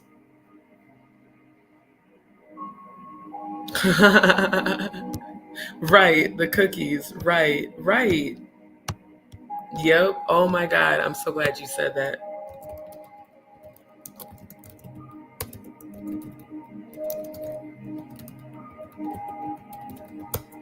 Do you guys remember the Play-Doh animation? Do y'all remember them? And did you have these? Did you have the actual little California raisins? If you had the California raisins toys, just put CA in the chat. You're welcome. Yeah, we got to be kids. Saturday morning, what? Saturday morning cartoons? Fuck yes. Especially Fat Albert and the A-Team and Thundercats. Yep. Flintstone, I mean, every Saturday morning we got up and ate that peanut butter and jelly and Kool-Aid, unhealthy as hell, but everybody in the hood did it. Do y'all remember the comic books? Remember the comic books that they turned into shows? Yes, Flintstones, fucking the Jetsons, predicting everything, Atari, absolutely. I can't either. I gotta have the classic originals. Can't do no remakes, for real. Yes, the rotary phones. I showed my nieces that. They were like, what in the heck is that? I was like, it's a phone. How do you use it? And I showed them and they were like, that's so old. I'm like, you know what? That is disrespectful. We are not old. We are classics, okay? Hold on. Let me bring the rotary phones up. Yep. My grandma had one of these. My grandmother that picked cotton, she had a rotary phone. And as a kid, you loved putting your little finger in the little holes to dial the numbers. Then you had to dial 411 to find one of your friends' phone numbers. Then, shit.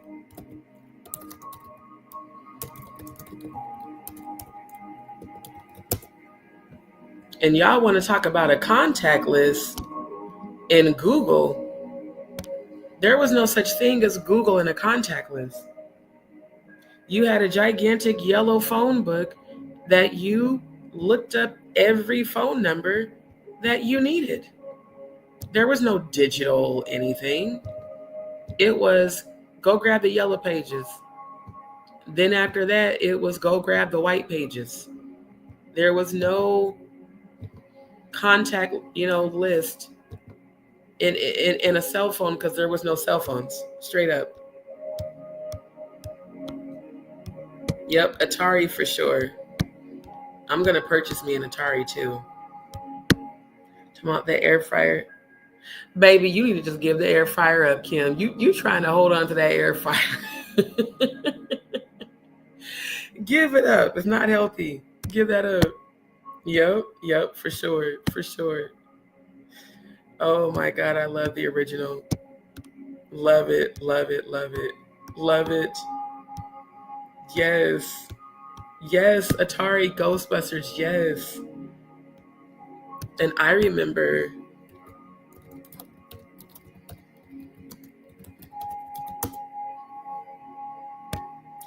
this. I remember the Ghostbusters cartoon on Saturday mornings.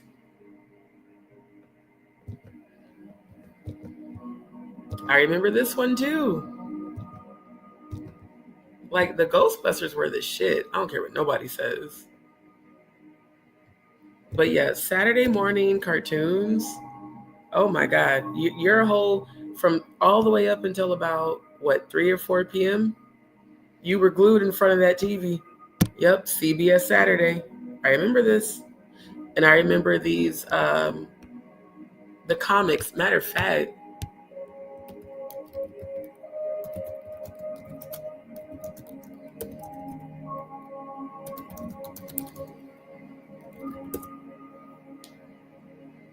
I remember these. I literally remember watching these, looking for these in the paper every chance I got. Literally. Now, I don't remember Life in Hell. That's different. But I definitely remember, what's his fucking name? And he peed and shit. Like the old school newspaper comics. When you had to wait for your parents to get the newspaper to read the comics, Archie comics. I remember that. I remember this one. What was his fucking name? But I remember looking at these every single time my parents got a paper. Yep. Titans 2, Teen Titans. Kathy, that was the name of it. Oh, and the X-Men of it all. The X-Men of it all. Yes. Pac-Man was definitely the shit. Oh, Pong was the shit too. Like, Pong was definitely the shit.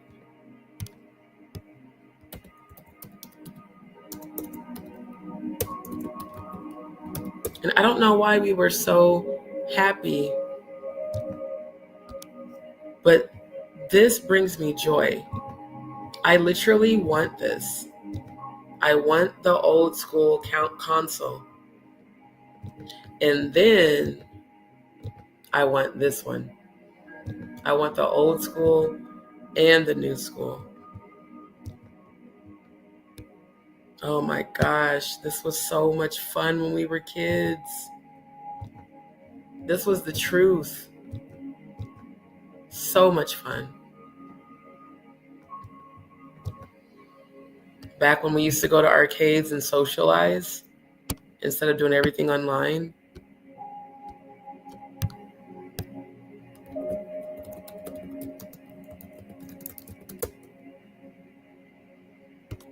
Yep, I want one of these. Like I literally want to purchase this and play it every chance I get. Specifically that one. Blondie, that was the name of that other newspaper. And then the Garfield. The Garfield was my favorite. I think I read every single Jim Henson book up until high school. I loved Garfield. My mom knew. Like she'd be like, oh, there's a Garfield clipping in the newspaper. And I would always make sure to go and get it. Yes, and the X-Men, Hulk. Because see, again, I grew up with my boy cousins. So I really got into like comics with them. And then we had the cards that we would share and trade. The old school Avengers, yes. Garfield with his lasagna. Like, oh shit, I forgot to check the dryer. Damn it. Let me go check. I'll be right back, you guys. Oh.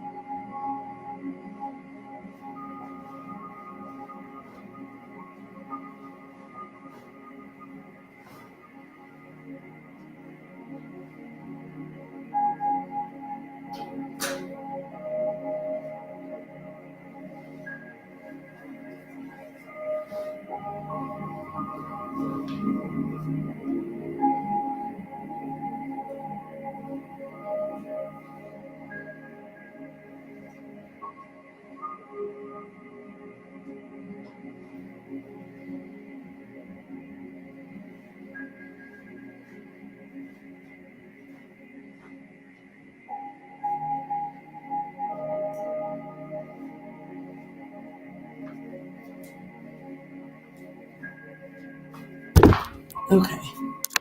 I completely forgot about that. I'm glad I went and checked it. Snoopy. Oh my God. I loved Snoopy. Absolutely loved Snoopy. Good night. I'm about to end the live actually. Empowered Wendy, good to see you. Good to see you. Yeah, I definitely feel like Lisa Frank. She definitely was on psychedelics. Not 285. Yep, the Cabbage Patch Dolls. Yes, I heard it through the grapevine. Yes. Yes. Captain Planet. Yes. Oh my God. Yep, Mad Magazine too. Yeah, comics were definitely my favorite. Yep. Oh my God, I miss roller skating. I had learned how to backward skate and then I lost the ability years later. Yes. Oh my gosh.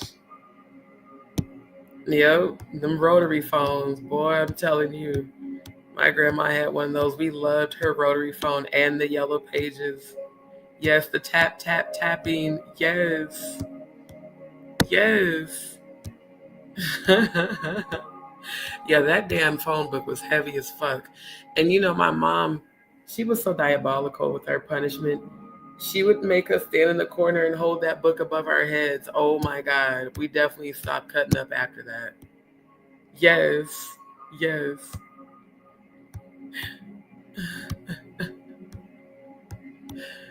Yes, I'm an 80s baby. For sure. Yep. We had all of that. Speed Racer, fuck yes. Mighty Mouse, yes. Yeah, Atari definitely was the best. There were so many games. It's okay. Yo, Foghorn Leghorn, I remember that. Yo, Speedy Gonzalez, Luann, yo, Dudley, yo. The Love Is. So my mom, when she was married, she would clip out the Love Is and the hold on. And she would put them, yeah, she put these on the refrigerator after she got remarried to my former stepdad. She would put these on the refrigerator every single time one of these got printed in the paper. Like just simplistic things.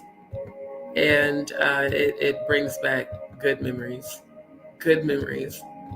But I definitely feel like Lisa Frank was on shrooms and probably LSD. I remember Hagar the Horrible. I remember that. Ann Hubert. Yep. And Archie. Pepe Le Pew. Oh my God. Pepe Le Pew.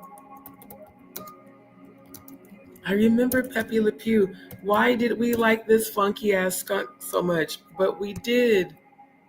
He was a skunk that was very romantic. And it's so funny because he kept chasing the cat, even though skunks and cats are of two different species. And if you really think about it, technically Pepe Le Pew, because the cat I don't believe was feminine. But I'm just saying, Pepe Le Pew was one of the most flamboyant. I really believe that Pepe Le Pew technically was a gay character. They just didn't want to say it. Everything about him says flaming. Even the tail. Pepe Le Pew was the shit. Oh my God.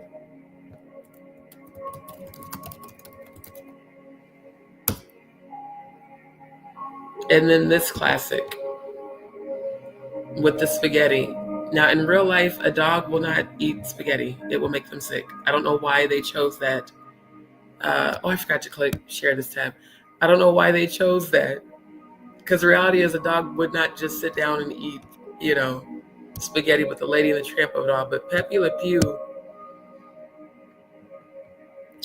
again, I just see two males here enjoying themselves. See, even this, Lisa Frank was on that shit. I don't care what nobody says. This is beyond loud. This is a whole alternate reality. This is a very psychedelic alternate reality. And believe it or not, I've been to realities like this before. But not because of psychedelics. I saw a lot of these types of colors and images when I had my experience when I died and went to heaven and came back. A lot of these colors you see as you're traveling through dimensions. Bullwinkle, hell yes. Grand Horizon Amanda. Yep. Roadrunner, yes. The Meat, air hockey was the shit, yes. Bumper pool, hell yeah. Pinball, fuck yes. Heathcliff, yes. No, I'm on the West Coast. No, why did I say West Coast? Because I'm tired. I'm on Central Time, not the West Coast. I'm in Texas. I've never even gone to the West Coast. I need to. I definitely need to have that experience.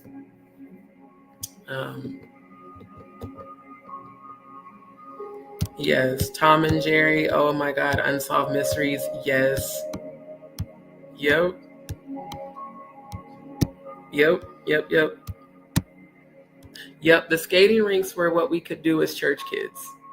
We barely were allowed to go to movies. That didn't happen until I was a teenager. But as a kid, church kids, we could go to skating rinks. We could go to the park,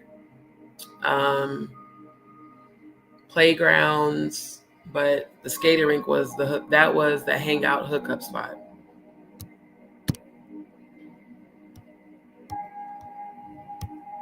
I don't remember Mumbly. I don't. So yeah, family, I am gonna have to end the live. It is 3 minutes to 6, and I've got to get up,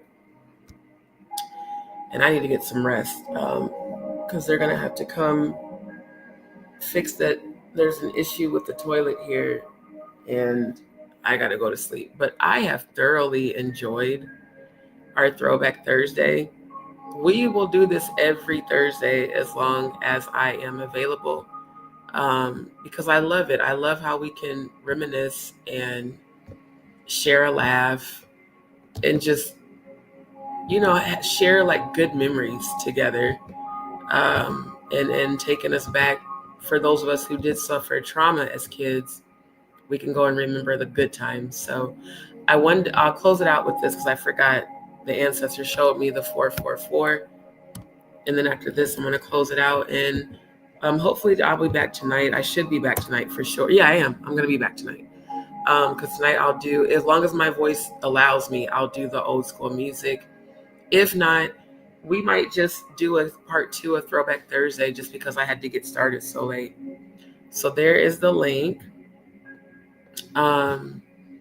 If for those who want to see the meaning of angel number 444, it could be a message from your angels or the universe that you are on the right path. It's a sign of encouragement to keep going and not give up, even when the going gets tough. That's why they showed me this. Thank you, ancestors.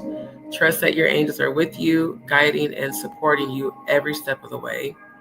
444 is considered a manifestation number because it is believed that when you see this number repeatedly, your desires and dreams are coming to fruition. Thank you. I received that, ancestors and angels. Thank you. This number can be a sign that you are manifesting your intentions and that you're on the right track. In spirituality, 444 represents divine protection and guidance. Seeing this number could be a sign that your angels are watching over you and helping you on your spiritual journey. It's a reminder to stay connected to your higher self and trust in the universe to support you.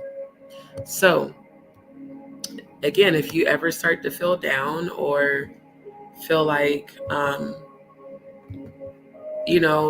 you're alone or no one's there with you, your angels and ancestors are always with you. And 444 and 333 are manifestation numbers. So family, keep your vibrations high. I appreciate you all for hanging out with me, especially as late as I got on. And just thank you for sharing in the laughs and for allowing me to share with you how I got my artistic journey started. And we will do more Throwback tonight. And we're going to have a good time. So everybody have a beautiful day. Keep your vibrations high. Stay focused on what matters. Pray for each other. Uplift one another. My melanin people, be unified as our ancestors were. Stop fighting each other over dumb shit. They did not die and fight for that. So I love you, family. Y'all have a beautiful day, okay?